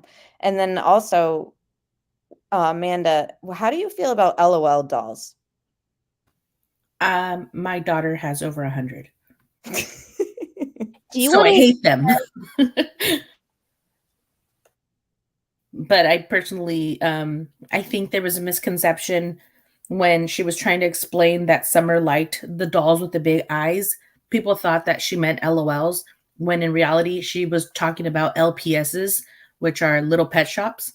And they're little dogs and cats and several different animals, and they have big eyes. And for some reason, they have a very expensive retail value. And she was saying that she would get them at yard sales and stuff because they still sell pretty well there. Is that what you're talking about? Yeah, pretty much. Like the analyst has on the screen, LOL dolls are two John Benet Ramsey like, and you guys have seen as mothers, I'm sure, and just social media had it going around for a while when LOLs came out. Remember, they were like, oh, why do they have lingerie on and this and that? And if you put them under hot water, fishnet stockings pop up and stuff like that. Remember? Yeah. So, I mean, my daughter has several, and they sometimes come with like little plastic thongs. But Yeah, you know what? I have a whole thought on that. Please proceed. My thought is I think we have extremely sick people in this world. I think that S trafficking is like going on bigger than we can ever imagine. I think it's probably happening at Disney World. I think could be happening through Wayfair. I think Ellen DeGeneres could be involved in it. I think it is a huge issue. And I think it is possible, again, this is just a theory rant thought, that it's possible those LOL dolls are given to, these children who are being trafficked and abused, and they say, look, you dress up like this. They run the doll underwater, and they do have lingerie. I've seen it with my own eyes. My daughter has some. They run that have over dyed water. hair And like, look, too. yes, you are gonna wear what this doll is wearing. And it They even makes have the child feel comfortable. They even have tween ones now. So if your kids start out with small LOLs, now they've moved on to tween LOLs, which they look like the little ones, but they are bigger. So their thongs are bigger and their fishnets are real and stuff like that. I personally, I don't want to like pretend like, oh, I'm the best mom ever. But my daughter is super sheltered. The other day I wouldn't let her watch Scream when I know at her age I watch Scream. But she calls them too fashionable. She doesn't understand that they're sexy. So like when she sees girls like, I use TikTok and stuff, she says, oh, she's too fashionable. Like she doesn't like it. I don't. Yeah. And I mean, Barbie is I loved Barbies, and I feel like everyone, and no one's judging anyone who has these or, bought them or whatever. That's besides the point. The whole thing, like you guys are saying, where I'm going with this pretty much. And that I think was why Chris M asked her if it was LOL dolls. And see, here's another thing with LOL dolls. My daughter has them, and I think they can be completely innocent. Like, if you don't add the sexuality to it, it's innocent. Like, we've run it underwater. Yes. My daughter's like, oh, cool, like whatever. But it's like if you are a victim and you're in trafficking, yes, it can be used for a very dark reason to groom and try to get these children comfortable. Right. And that's where everyone in chat is on that kind of wavelength of like, yes, we're talking about grooming. I think we're all pretty woke. Yeah. Yeah, we're woke. But that's like you said, this is just, and Jose's around in these pictures, and they have Candace has the dyed hair, like again, allegedly just my opinion, like what if type of talk. She's like, oh, we're going to dress up. Mommy dye her hair. You dye. And again, Yep. this is what it is, true crime talk. So I'm sorry if this is offending anyone. I know people aren't, but in chat offended, but if anyone replays this or whatever, this is just uncensored talk. And we just want answers. And I have questions. And I think that that's why Chris brought up the LOL dolls. I think it needs to be brought up, Amber, and it needs to be brought up because there are people like me who, thank God I was never, essayed. I was never, exposed to anything inappropriate as a child. But as an adult, I, again, bringing in TikTok, there are several TikToks that just come by my feed. And I've even told my friend, like, I try to get out of this algorithm where kids are talking about their moms knowing that stuff was going on and letting it happen because it would help them get their way with the men in their life. Right. And talking true crime cases like we do, we know that the Turpin mother was a victim of SA, really. Oh, yeah. Bad. With the grandfather. So, and it Yep. was the mother was making money through that. So it was from the grandfather. So these things aren't unheard of. But yeah, like Nikki Rex said, this is Amber After Dark. The thing is that the TikTok stuff and that Candace was putting out and then deletes, it's all questionable. It's real life. It's real life. And like, unfortunately, that type of stuff people can sell and make money or, make connections and use social media to kind of put, like, Summer had a Facebook. Like, can someone just explain that? I don't know if that's super nefarious. I do know people that have kids have their own Facebooks, and the son also had a Facebook as well. At least one of them had a Facebook. So I don't know if maybe she thought she was cool. She was a cool parent and her kids could have whatever social media they wanted and stuff like that. No, you're right. The And that's one why thing- I'm glad that we, run through these cases, because if I go on my trail of rabbit holes, I like that you add balance. And see, I agree about the Facebook. Like, I know some of my friends have Instagrams for their kids and stuff, and celebrities do or whatever. But I just don't like how Summer's Facebook said full-time mommy. I found that a little weird, but that could have just been Candace like setting up the TikTok and it asked work and she wasn't thinking and clicked it or whatever. So I don't know. I always got the idea that she was one of those people that if something happened on her Facebook that she didn't like, or if she lost her password, she just made a new one because she had like five. I could see that. Five Yeah. Facebooks, yeah. She also said in one of her newer Facebooks, she says something to the effect of, like, I'm going through drama again and I just started a new one. Right. I'm just kind of laughed because it's like, all right, I'm going to head out now, like bail on your whole Facebook and just make a new one, And then you end up like with that a lot. SpongeBob gif. I'm a head out now. I'm a head out. Like, It can't remember the takes a password. lot of work to make a new Facebook. Yeah. Yeah. It's just, oh my goodness. There's So just so many rabbit holes here. I know. And thanks everyone for being here. So on the screen is actually from a Plunder video, and this stuff is no longer on her TikTok. I believe she's deleted like a lot of this stuff. So this was like early days in the investigation and on YouTube, and Plunder is a great channel. I've only clipped a little bit. I hope she doesn't mind that I've used it. We've been watching Plunder since Chris Watts days, so we really appreciate her work. And here it's basically saying, I think it's hidden behind us. Give me a second. I'm going to remove us. But Plunder used to be my guilty pleasure during Chris Watts. Yeah. Yeah, Same. she's good.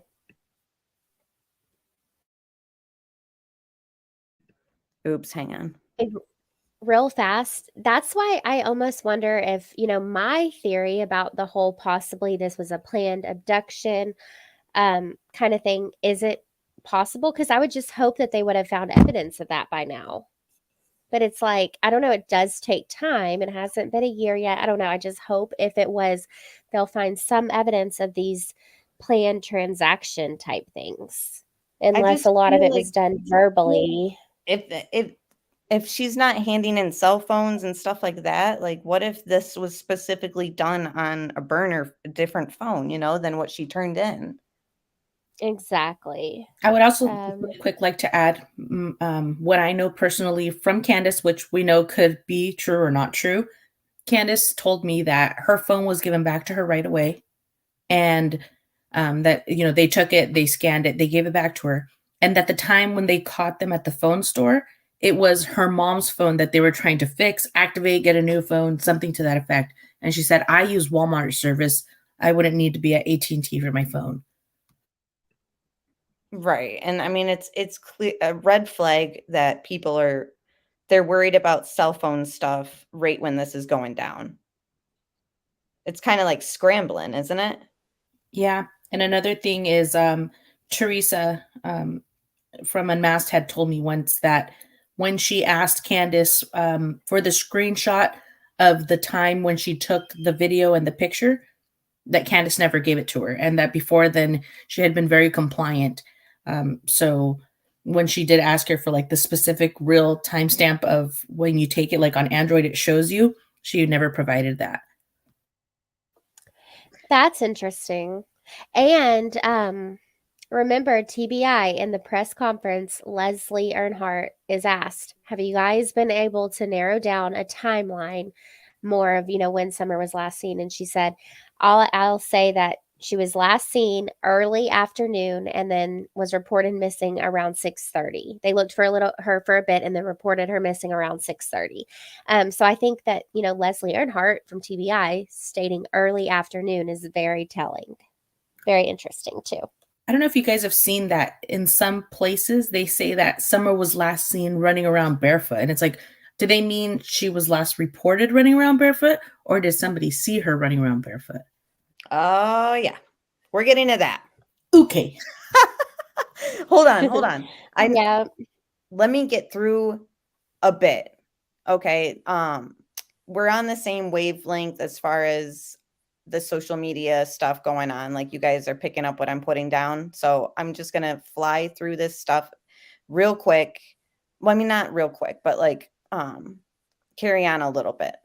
And this whole kind of thing is kind of, my point is to, what was the main reason going to the swim hole? And I think that had to do with a picture photo op, in my opinion.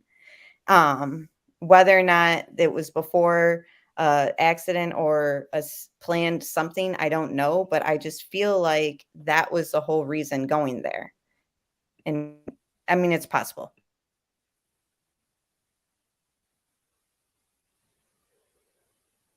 At first, Candace said that they were at Fort Henry Dam online. Portion of water directly across from the horse stables at Warriors known as the Horse Pond. Confusion abounds even between locals as the So on TikTok or wherever that comment was, at first somebody was like, where were you guys at that day? And she didn't say the horse pond. She said Fort Henry or whatever that said. And then it was deleted later on, but Plunder had the screenshot or whatever. So another example of her story changing, and the fact that like she didn't take her to that Fort Henry, whatever it was, where everyone else goes swimming. She specifically brought her to this area, which was private, she even says. And I don't know, I just think it's questionable. And Plunder pointed out, I've already like gone past it, but she said that there was trash everywhere. And I think early days of people covering this, and they went to the water hole. Remember, they had all these pictures of all the trash there? Yep, I have that video. Yeah. So why was she swimming there? And when was the bathing suit put on? Because everyone has different stories. And to me, it's always been suspicious, and I know it's been suspicious to CDT, when the bathing suit was, but that's sort of an important piece to the puzzle. Like if we're talking about, things that could possibly have been going on, she's changing. Are you suggesting that maybe the swimming didn't happen on that day? That I've questioned also, but I'm suggesting that also, yeah, this was just like a private area for them to do something nefarious privately. And then possibly an accident took place, or the sale or whatever happened on a different day, and this video isn't from that day. Because we honestly don't even know if the stuff that Candace is saying is from that day is from that day. And she deleted that one post she did on Facebook, remember? Where it Yes, she did. showed Summer real quick in the corner. Yeah, the profile picture change. Yep. Yeah, so it seems like she's using like social media to lay out some timeline, and we don't even know if it's real or not. And Crazy Crime Chick has always used that as her why. Why would you spend time while you couldn't get the police on the phone to go onto your Facebook and change your profile picture from your kids to just one kid, especially if that daughter's missing? Like, how does that come into play when you're searching for your kid? Let me change my profile picture. Yeah. It just doesn't make sense. And this is coming from somebody who hasn't changed their profile picture in a long time. Same. Yeah. Yep. The exact nickname of the swimming hole is bandied about, along with its exact location and whether or not it's suitable for a young person to swim in. The Warriors Path riding stables are located at 1882 Fall Creek Road in Kingsport, Tennessee, which is actually a few miles away from Fort Patrick Henry Dam, according to Google Maps. It appears around one of several bends in the snake-like winding Fort Patrick Henry Lake as it winds toward the inlet where Summer swam. Why didn't Candace simply admit Summer was at the horse pond swimming? On TikTok, Candace avoided questions from people asking her as early as June 16th where the exact filming location of the video was in order for concerned citizens to conduct searches for Summer. Candace simply wrote "thank you" in response to one TikTok user who commented with 3 crying emojis. Others had to pinpoint the location as the horse pond. So, I mean, why are you replying to someone who says sad face emoji, but not to the ones asking where this is? People are wanting to help you look for her, but you ignore? I remember this in real time where locals had to tell us where the picture was. And they said, if you're not from here, you wouldn't know. But if you're from here, you definitely take one look at that and you know exactly where it is. But she didn't answer it. And also in her TikTok, in this same comment section, within 2 days, I think it was on the 17th, she said that Summer was a very lovely kid or something to that effect, but use the word was.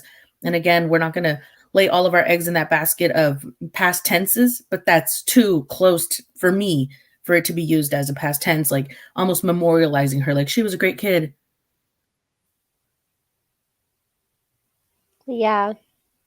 Sugar Ant said, I wish there was sound in her videos with Summer more. Like, were they covering up sound of her being coached? That's a good point. And remember, we see her move the camera off of H, like you said, and she said, don't do that. She doesn't like to be splashed or whatever. I mean, in a way, that's sort of like coaching. Speaking for her instead of just letting it hear her say, no, don't do it or something. Yeah, good point. And at Warriors. So this sort of just kind of goes along with like my research on, why she was swimming, this and that. In my opinion, in those videos, it's very hard. And of course, you have to like really look deep, but it didn't seem like Summer was like smiling and like laughing or anything. It just, I don't know. To me, those swimming things are eerie. But the high that day was 82, and it didn't even get that high like while they were there, because she picked H up around like 10:30, and it didn't get up to that, until already H is dropped off and home. So it's like even more for me to almost feel like the swimming was just like random. Like even the fact that it was fishing and then it turned to swimming already is a red flag. But I don't know. Like obviously I don't live down there, and I know Kelly says it gets hot. Obviously I know it gets hot, but I just question, the swimming and why they were there, while they were waiting for a prescription. To me, it's just odd. I agree. And like the whole, getting your child out, letting them swim, changing them. It's like, have we ever really heard where Summer was changed back into or out of the bathing suit into the track suit thing? No, and I'm almost, disturbed just at what I've looked at, just with the tracksuit and these things that I'll show you.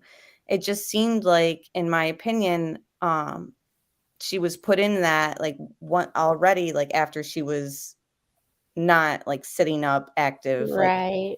like in the 8 minutes before the house in the video, if she's alive and twitching, I think that she was put in that, not jumping around. And in photos for like the Kurt Cobain, we've looked at like the way it looks like his jeans were grabbed onto and he was dragged by the ankles. So just from following that case and looking at clothing and stuff, in my opinion, and it seems like she wasn't wearing that track jacket. Like she didn't get changed. Nobody changed her while she was coherent or active and up and all that. I think she was put in that once she was already kind of like in that twitch mode. Yeah. And I'll show you her jacket where it's not even up on her wrist. It's sort of like hanging over her hand. And remember, and I'll show you, Candace said she had her arms up right before that photo was taken. Like her dad. Yeah. So if your arms are up, everyone put your hands up behind your head. You're sure if you're wearing a hoodie or, a track jacket or something that has like because you know how it gets when you wear the sportswear, your shirts are kind of like closer to your wrist. Hiked up. Yeah. Yeah. And Yeah. hers are very loose, and it looks like the jacket never was stretched out, like her arms were up. And it's just, I don't know, it's just questionable. Just something that's never escaped my mind was Candace said that Candace said that the suit they had just bought it, right? That it was a new suit for school and it was going to be her first day of school suit, regardless of the temperature, which Kelly says, who's from Tennessee, says, I don't know if I'd be putting my kid in a tracksuit on the first day. Regardless of that, she's stating that this suit is new and that they bought it at a thrift store. So when you buy something at a thrift store, there isn't necessarily one exactly like it right next to it. Now, unless Candace is just a very savvy shopper who likes tracksuits, it has not fallen between the cracks on my TikToks videos of Candace, that Candace took of Summer, that she has a suit almost identical to the one that she was wearing on the very last day they saw her. I mean, it almost looks as if her mom, when you go to the store and you're like, I like this outfit for my kid, and you buy every color. She literally had almost an identical suit to the one she was wearing when she went missing months and months and months previous to that. So that's always made me wonder, like, why would she lie about that if it wasn't true? Like, what was the point of that? Does that make any sense? It does. Yeah. It's just, that's the thing with this case, like lying about such little things that shouldn't, it's like, what are they trying to cover up? Like, is there a bigger picture behind all of that, But yeah, that's a good catch. Yeah. So yeah, this is pretty much where I get into looking at the photo real quick. Here's Candace showing us this is how Summer was right before that photo and video was taken. And then her arms fell, and that's when she was like this. And my fiance saw this picture for the first time as I was editing this, and he was just like blown away. Like, why is she on milk? He's like, I've never seen that picture before. Like, very like troubled by it. And I feel like when the case first broke, it was kind of like, and in a way it was like, okay, we've seen this pic. Okay, what other information do we have on the case? And it was kind of like brushed aside. But then now, combing back through, it's kind of like this whole thing is just red flag. Like, whether you think she's sleeping or not, the dry drowning or whatever, it I think is possible and could be in play. The jacket, with the hood, I feel like the hood should not be like that over to the side. Like, I feel like it almost looks like she was moved by somebody grabbing the hood itself and then like lifted up that way. Her nails have like the purplish, and I've zoomed in and like seen if it was, just my phone or whatever. And then I've changed the filter, and this is supposed to be like a more sharper image through the editing, but it's still there. It's like, is this early signs of whatever, like you said, like she twitched quick 8 minutes before the house, but I really always thought that was just really bad hygiene, because I've seen people with hands like that and they just weren't very well bathed. But they'd just gone swimming too. Like, I considered that too. Very true. And I was like, wait, but why? Because that Pink Dahlia, I don't know if she's still here, but we were talking about like, why are are her hands dirty or whatever? And I'm like, she just had gone swimming. I don't know. It just troubles me. And I just really think she was put in that jacket after she was, I don't know if she's drugged or what's going on. So one thing that always made me think that she was placed in that seat, and you guys have already heard me say I think she's alive there, was that the fact that the seatbelt is behind her. Now, I wouldn't know what it's like to put a 5-year-old in a car without a car seat, but I think if I were to put a 5-year-old in a car without a car seat, that I would put the strap behind her so it wouldn't like cut into her neck. I don't think that's something that a 5-year-old would know to do. Yeah, I also feel like it was easier to put the jacket on her with the seatbelt behind her too, or rearrange her with the milk or whatever.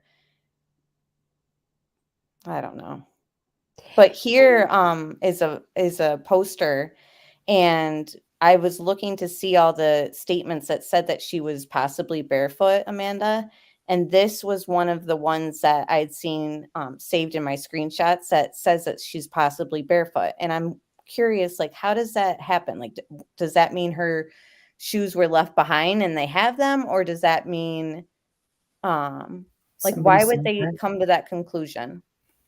I now think that it has something to do with the fact that they found little footprints that were bare near a neighbor's home where dogs alerted to the scent of summer. But that's just me. Is that a fact though? Like, I've never seen, like, I've heard about the footprints, but never have seen it said by law enforcement or like, yeah. So I'm curious about that. Yeah, which is what I'm curious about too, because like I said, I looked through like news stuff and I can't find anything reporting possibly barefoot, but then I'd seen like this and I'm wondering if things like this were going around, but I want to know like where this is coming from. And I thought the barefoot prints were away from where her scent was. So it was the neighbor who said that there was footprints on his property. And then later on, it was said that the footprints, Jody Sue has said it as well, that the footprints were near where her scent was alerted to by the dogs. And then Cam and Allie from Cracking Cases have let us know that police did take casts of the footprints. But if it's been written in a report, no. Interesting. Yeah, because all I've heard was just, the dog trail that Dawn has showed us. And then there was a dog handler actually on Natasha Cooper who allegedly went to the property at the wells and stated that in her opinion, it would mean like Summer went down that dog trail and was put into a car on the road, most likely. But again, who knows? Yeah, I thought that it meant, I don't know. I'll wait. Where is the casting info that they took a cast coming from? Cam and Allie had said this, so that they had spoken to somebody that knew that law enforcement did take a cast of these small footprints. Okay. Interesting. See, I'm just like, until I hear it from somebody besides Cam and Allie and besides Jody Sue, and I have seen a long time ago the screenshot in Facebook, like, Or the neighbor. yeah, the neighbor mentioned it in a Facebook somewhere group or whatever. Yeah, and that's why I'm curious with this flyer that I was sharing and everything else. It's like, where is this narrative coming from? You know what I mean? Right. So I'm just curious on all levels. Like, did it really take place? Has it really been casted? And where, I don't know. But this was from, I realized a few months So they ago. had 3, 4. I mean, I imagine they had 5 sets of dogs here or more. I don't know. So, but from what I've found out, I mean, I just don't know, to be honest with you. I just watched the one dog go down the dog trail, and according to what he said, it dead ended down there. But the other dogs may have picked something else up, and they're not 100% accurate on everything either. But No, they're they not. never could pick her scent up anywhere. Yeah, they never could pick her scent up anywhere outside Ben Hill Road down there anywhere.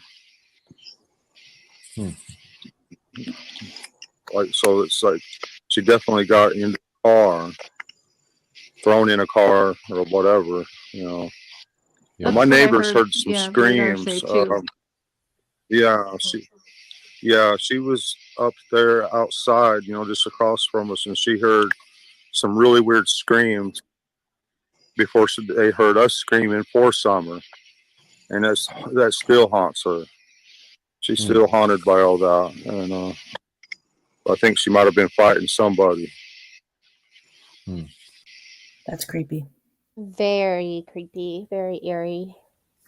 And one thing I had caught in a interview with the news station and Jody Sue was, she mentioned that she was on high alert with the sounds in the neighborhood because of what had happened the day previous with the transient neighbor. Mm-hmm. And I have mentioned that she says in that interview with WJHL that she saw headlights, she heard a truck door close, and then she heard the scream. And I had a creator ask her why she said it was a truck. And now I know why she probably said it was a truck, but I wanted to hear it from her. And she said that it sounded like a heavier vehicle, and she just said it without even thinking that it was a truck because that's what she heard. Yeah, and I feel like we talked about this somewhere. We were saying, like, older truck doors do slam heavier. And, like, I have family up in Kentucky, and they are in the country. And growing up, my uncles drove these old, heavy trucks, probably I grew up in the 90s, early 2000s. So it's like they were probably, older model trucks is what I'm trying to say.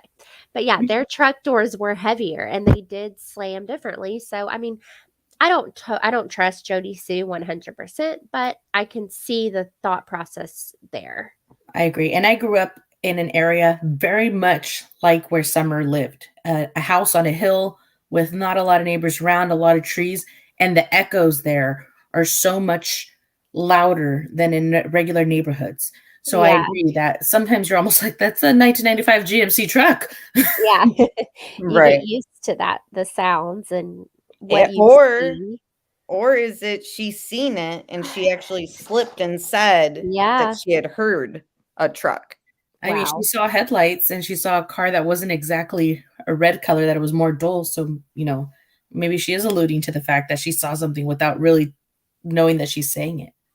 Right. Knowing she's saying it, or maybe she does know and she's slipped, or maybe, she doesn't even know really what she'd seen, Right. Yeah, I don't buy the scream yet either. Sugar Ant said, I wonder how none of the other neighbors heard it. What do you Yeah. think about it? Yeah, good point. Well, I don't know. I can't, I don't know. I don't know what it's like there, but I Right. guess they are on top of a hill. You would think, could it have echoed? It's hard to say. I just I don't know how to feel about it either. Yeah, I do think that, like what Amanda was just saying, that it would make sense that would echo down. From a neighboring property. On mirroring mountains, together they can be described as sentinels, which sit high over Ben Hill Road. The night Summer went missing, the neighbor swears that she and her 2 children heard a scream shortly before they joined the search for a now missing Summer Wells.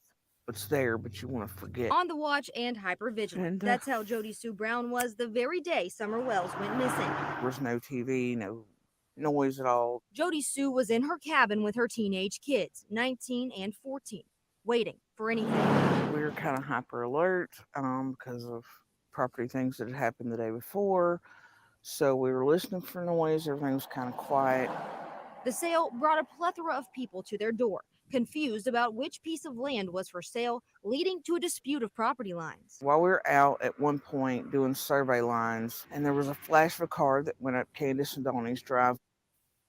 You may have heard of the 5 stages of grief. I really did think you'd be the first to go, Amy. Driveway.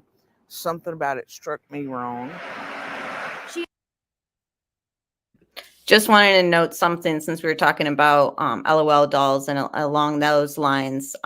Jody Sue's very dolled up, like as far as makeup, etc. Just saying, I love makeup too. Not saying it means anything, but She never goes live looking like she didn't do her makeup. I agree.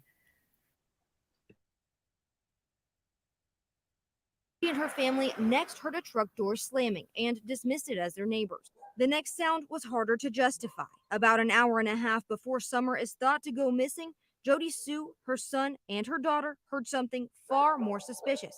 A scream.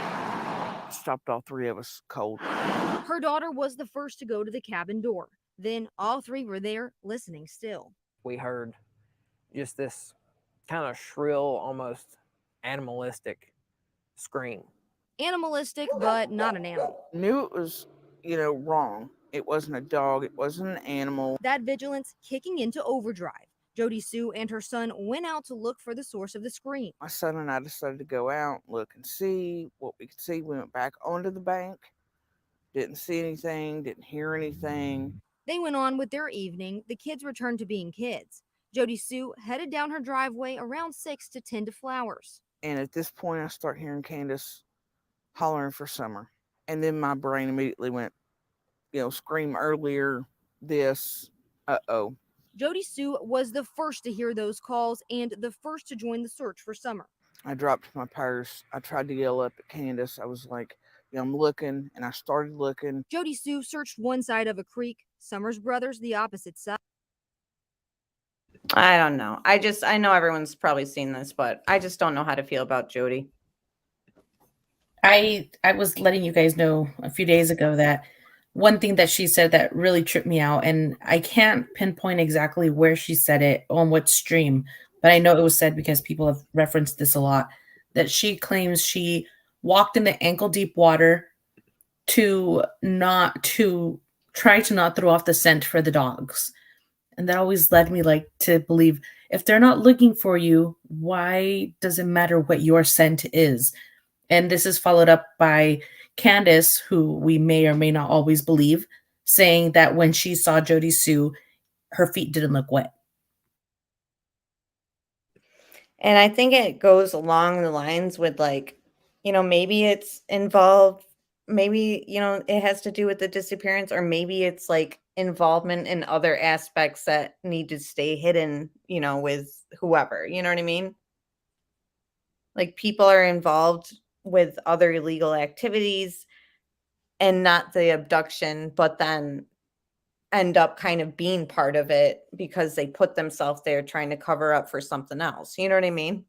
Yeah. And then also I've heard, since Jody Sue and Candace now seem to have had a falling out, Jody Sue has referenced that she, in fact, was tending to her flowers, her real flowers, as to say, Candace's story doesn't meld well because, well, we saw their little flower garden.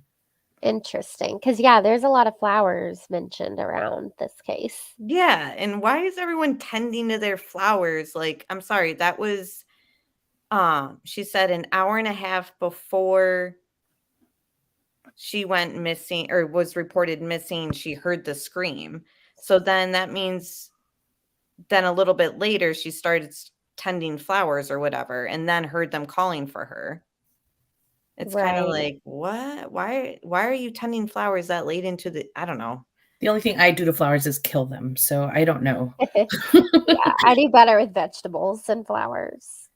Also, one other thing I like to mention is that when I was talking to Candace, before I started talking to Candace, I was getting the pictures and stuff about the neighbor that was a transient, Jay Dobbs, and they were coming from somebody who took the pictures. I didn't know at the time was Jody Sue. So Jody Sue is the one that took the pictures of Jay Dobbs, and they were getting sent to me like, look into this guy, tell me what you think, so on and so forth, but they wouldn't say who it was from. And this was both Jody Sue and Candace pushing this onto myself and other people to look into him. So Jody Sue at some point felt he was suspicious, not saying that he still isn't, but it just seems like she steers the investigation though. Mm-hmm. She had a big hand in it from the background and we didn't really know. That's why I don't really believe the Barefoot. I need more information about the Barefoot and the scream stuff too, because I'm like, is this coming from her too? Right. Southern Sassy says, why would you take your purse down there to tend to flowers and meet your husband? Yeah. The heck? Yeah, see, I asked that in one of my chats once, and someone's like, well, she was a smoker. Maybe she had cigarettes in there. That's true. She also had pockets. So I don't know. But yeah, I asked the same That's what cleavage is for. Yeah. Sorry. Okay. Moving right along into something I noticed as I was going through Summer Wells flyers that I had screenshots of. Everyone knows about the truck. It's red, possible. It had like the ladder on top or whatever. But the thing that nobody really talks about is in numerous flyers, it's reported to have white bucket seats. And like nobody really talks about that. So I figured we would point that out. And it's interesting that Robin ended up getting that truck from her father who passed and made that statement like, it's not the one in the Summer Wells case. I'd be pretty stupid to get the truck that was involved in the Summer Wells case. But it's like, but does it have white buckets? I need to know. Yeah. Or a rack. Yeah. Yeah. Just, if you're going to go out there and put a video out of it's not the one, blah, blah, blah. I'm just curious, it's Toyota though, you said, and, does it fit this description too, because this flyer also has white bucket. I just feel like the white bucket seats has been kind of like brushed over, and it could help clear things up even more if Robin could say like, oh no, mine are actually this color, not white. You know who else is tied to a red truck? Tim Mullen. I know. I know. Yeah. Do you know what kind his is? No, I have screenshots. Let me look, but I don't know. Oh, wait, hold on. Whoops, sorry. This got slipped in here too real quick. This is actually one of the videos that I was talking about her being all emo around the time of Jose. I was wondering the date because I didn't know if that was about H. Yeah, Amber always kind of was thinking this was about somebody else too. So that's interesting. Yeah, about that. When was the date? That was for my song. That's for my sleuthing, knowing people from their Instagrams and TikToks. I'm sorry. Right, and just me, like, if I was gonna try to get a message across, and I was immature, like in that, like years ago, you know what I mean? Like, but in my opinion, I don't think that she's mentally her age. Right. So yeah, I would definitely try to do something to get someone's attention or be all like, oh, I miss you, or you know what I mean? Ambi actually mentioned that above, that, instead of thinking that H and her were romantically involved, maybe she was using him to kind of show out her new persona of like kind of being like a teenage boy kind of thing. I don't know. Yeah, like a friend kind of I'm young and hip. situation. Yeah. Yeah. Yeah. And this one, Okay. I mean, there's just a lot of them pretty much saying white bucket seats, like so hold on, let me just mute this real quick because,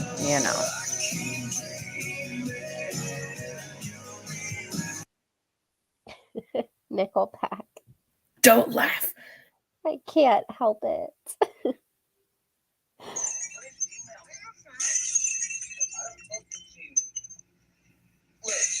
I like how automatically you make an account for something.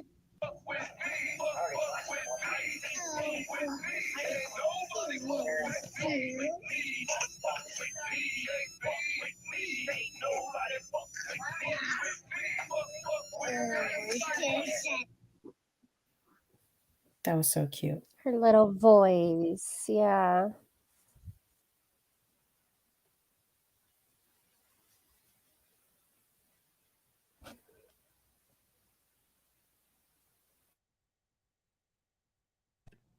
So there's nothing nefarious behind some of those TikToks with Summer, so cute. Nothing I thought stood out there. Her on the bed with H, I don't know. People speculate. It's the hair tossle. It's the tussle or the hair thing that throws me off in that one. Like, get your hands out of that boy's hair. Remember when this first broke and everyone was looking at that and they're like, wait, is that H's hand or is that? And I remember, like I said, I was deep in the Kurt Cobain and investigation on my channel, and CDT sent me this and she said, whose hand is that? And I'm like, I think that's Candace's hand. I also have pictures that she posted on her Facebook of H mowing her lawn without a shirt. And like, she also has that video of him in in her truck, like singing a song without a shirt. I don't know. That doesn't seem like the opportune time to record somebody. Right. I don't know. It's questionable. But I just feel like also, this was in March and this is from Plunder. The back of her head is shaved. I don't believe that was an accident. I find it interesting, and again, this is conspiracy and my opinions. I find it interesting the timing that they get this, bike, which I don't know how much that was or whatever, the motorcycle bike. But, after her head's shaved in the back, he gets some nice birthday present. And I don't know. I just think that there's something with the dyeing the hair and stuff like that. I don't know what was, maybe it was a special request by someone to have her hair like that. I don't know, but I can't help but wonder. It's all, I mean, again, if these were just normal people, these people are outside the norm. I think because we don't know. Yeah, it's all relative. Right. I also let out like a big sigh because I hate that I'm speculating and I really don't know. I will just keep saying that. We don't know what happened to this little girl. My favorite example is JC Lee Dugard, kidnapped by an absolute stranger in front of her home, found 18 years later. Anything is possible. That's true. And we can't lose hope or get down like these dark paths. But, it's just, I just wondered like the Subaru and like these things, that cost money and this barrel that says for sale and everything else, just like, and then I hear that barrel recently got repainted and it's not that way anymore. This is blurry, but that's Candace's, with her dyed hair at the time that Jose was at the house. And these are just, I did not put this together. This was a Facebook group post. And these are what people are wondering on the case in these Facebook groups.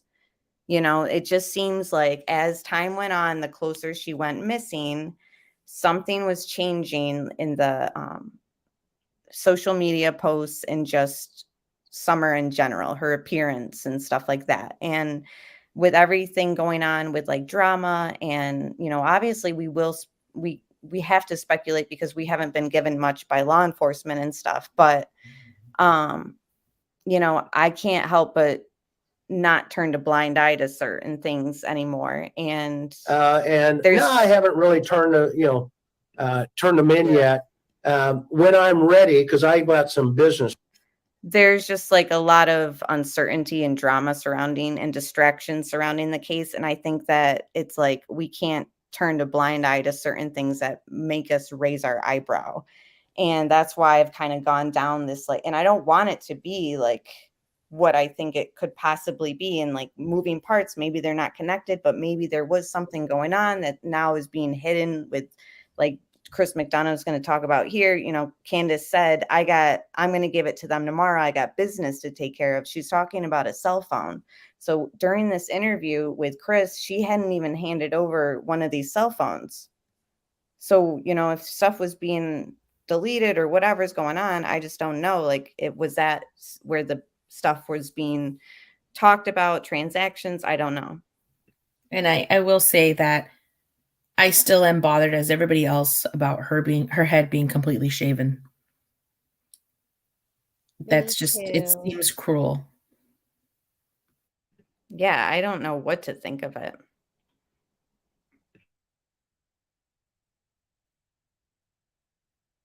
To do.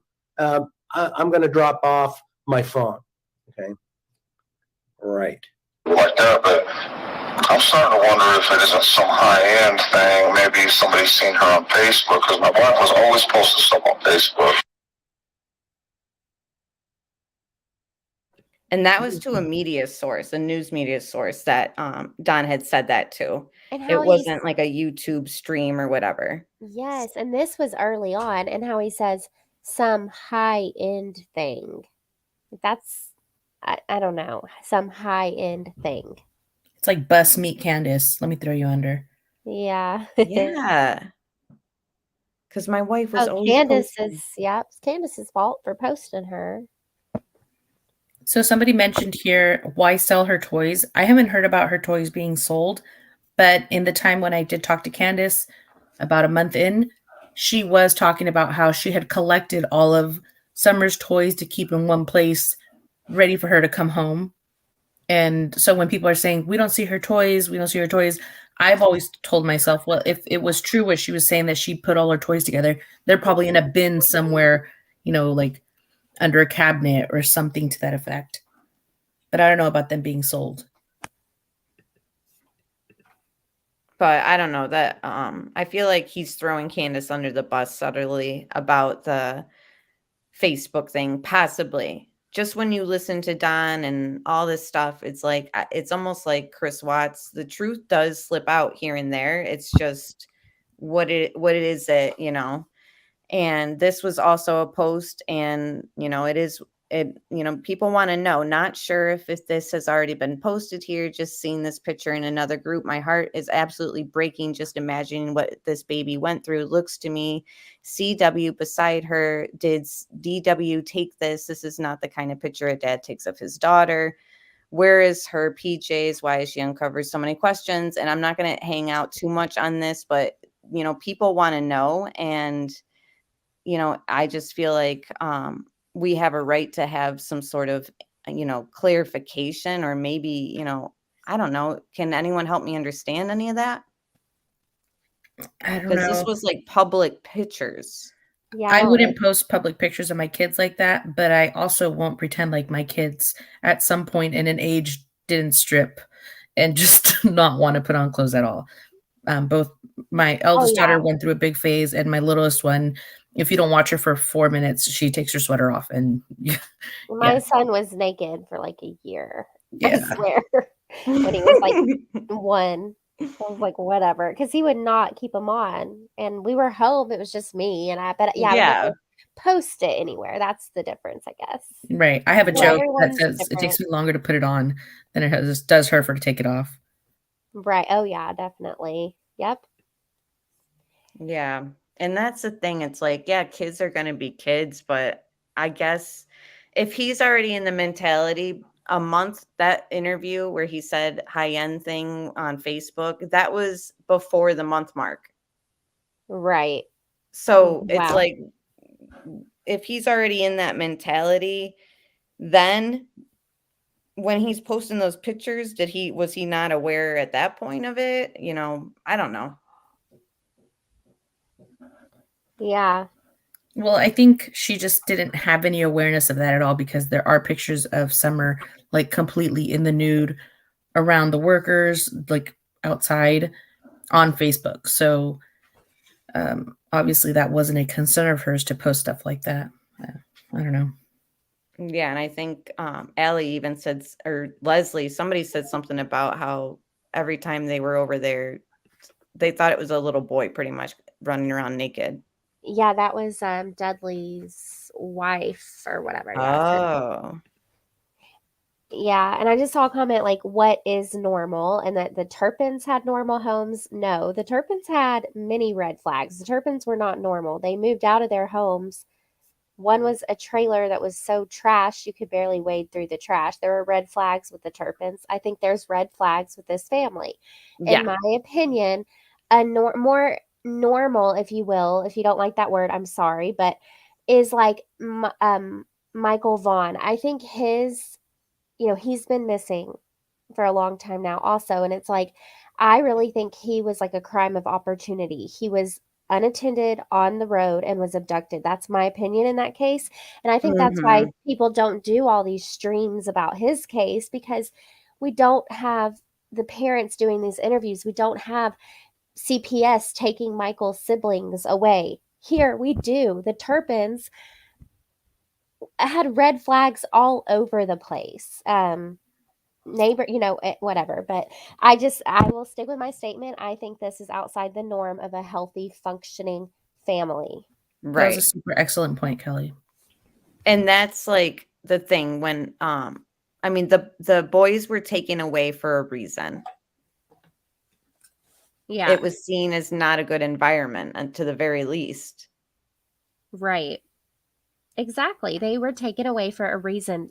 CPS was already involved with this family. Yeah. And looking beyond said Candace was shocked to realize how many offenders lived near her. I thought that was a weird thing, because she sort of brought that up herself in her first interview. Like, it wasn't like, hey, are you aware of this? And she was like, yeah, I was just informed.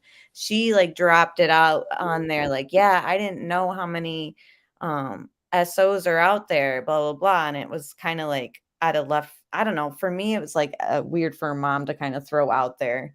I feel like I don't know, everyone's different, I guess, but I wouldn't even want to go there as like the mom, but Candace like threw it out there kind of like, in my opinion, possibly to steer everyone's opinion on what may have happened at that point. I once asked Candace if she was ever worried about something like this happening.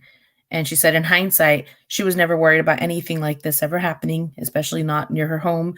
And also that Summer was too scared to go far away from home anyhow. So, and this is the time when I was believing her implicitly before the prank and all that stuff. So I took that at face value, thinking, she really had no idea that any of this could be going on or could have happened. Say Summer did get kidnapped by a stranger or somebody that they knew, but, is hiding her.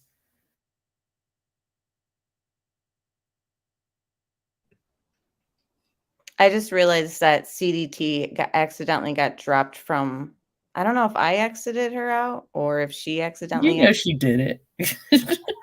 She's like, I'm going to bed.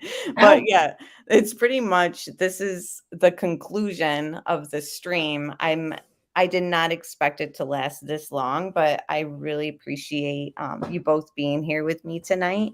And thank you for being open-minded, everyone. And again, we don't know what happened. And until we get more information, we're just going to have to wait for law enforcement. But I do wonder if they even have anything as far as, I don't know, phones and all that, because if stuff wasn't 100% handed over, as we've seen, in the Watts case, then it loses a lot of rotation in the moving of like an investigation. I feel like I could have kept talking to you guys forever about this. And I, like you said, I didn't think this would go as long. It's not a problem, but I feel like I could, when it comes to actually speaking about things that could have happened, things we do know happened, I could talk about it forever, as opposed to going into other chats where I don't feel like I'm in a safe place and it's kind of more so surrounded by, you know, the trauma or whatever. I feel like this was my type of conversation, like a real true crime conversation about the possibilities and, you know, the real stuff. Yeah, and sorry, my computer died. No, but it's back. But yeah, I agree. I really enjoyed this chat, and all we're doing is, you know, taking, like we said at the beginning, we took what we have been given, interviews, facts, hearsay, and applied it to, you know, the entire situation as a whole and discussed it. And it, you know, I just appreciate everyone in chat who does the, you know, talks with us with open minds. And, you know, what can we really do to help find Summer? I mean, law enforcement has searched for Summer for months. They've, you know, been combing through evidence and allegedly, you know, still are very actively investigating this case. What we're doing is just, I think us discussing it like this is a good thing. And I think, you know, hopefully, maybe, possibly, this will deter people in the future. Like, oh, media and YouTube is getting bigger. Like, I don't know. I think it's so important to keep her name out there. And yeah, just keep talking about it. Yeah, and I appreciate your guys's being, you know, open-minded, and I know that everyone's here because we kind of all are like-minded, even if we don't agree 100%. I know that chat is always, you know, pretty much understanding what I'm putting down and not saying things that we covered tonight is how I feel things went, but I do think that there's enough like circumstantial, you know, questions and all that and evidence that we can kind of conclude like something is not going, or something behind the scenes wasn't normal, quote unquote normal. Something was going on and I don't know what it was, but you know, there just seems to be a lot of red flags. And I think that for a long time, we've kind of turned a blind eye to the tough things to talk about. And the drama, you know, is a distraction to what really matters. And that's, you know, this timeline of where we notice things kind of changing. And why is that? It's just, you know, this is the first missing child case that I've ever covered, you know, so we're all going to be in the true crime community for a long time, I feel. So it's just, this is how I guess this type of true crime discussion is handled, you know, because other things we've talked about, there's been trials or a plea deal, you know, and now this is just a mystery. It's like, how long is this going to go on for? We need like something. I did the Kaylee Anthony case, you know, way before YouTube. I was on Web Sleuths and we followed it intricately. And this is a case where we felt we had answers. We knew somewhat where Kaylee was or who she was with, but still talking about her, bringing her up, keeping her alive, I feel was really the biggest part, because when she was found, we were able to focus back on, we were trying to keep up hope. We were trying to look at different avenues, even though we kind of knew which avenue it was going. I think this was truly important. And I know we suck at goodbyes, but I just want to make sure to mention, you know, I really think you guys and Crazy Crime Chick and Alex Erickson, who really keep Summer in the forefront. And we may discuss other players in the disappearance, but at the same time, we leave it open to interpretation of what happened, where is she, and this is more so about her than the players that we don't necessarily know are involved. Right. And I want to say I really do like the analysts' comments, because you're right. You know, social media has helped solve cases. I mean, the documentary Don't Fuck with Cats on Netflix. Yeah, so we do more than just talk. I like that. We really do. And I know everyone, Amber, Amanda, Crazy Crime Chick, Alex, like we all truly care about Summer. And we do this because this is just maddening and sickening that babies are disappearing. And, we want to know why. We want to know what happened. And talking it through is the best, it's just a good way to do that. Yeah. And I'm going to hold on hope that, law enforcement knows a lot more than we do. But then every day that goes by where there's no arrest, I'm kind of like, wait, so what do they have? Right. And Yeah. hello, Seth, I do see you. It's just hard to say hi and comment back when it's like we're all trying to talk. But I do see you. And hello and welcome back, even though we're about to go, maybe. Yeah, we're But done. I'm glad tired. you're I know you here. guys are all tired.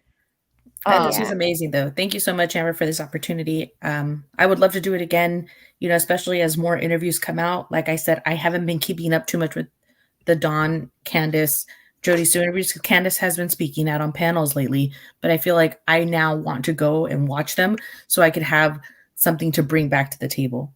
Yeah. Right. Yeah, actually, let me know what you're watching too in our private chat. And thank you guys again for coming on. And we will definitely do it again soon. And I'm just going to end the live stream and leave the studio too. Bye. So good night, everyone. Thank you. Good night. Thanks for having me. Bye, everybody.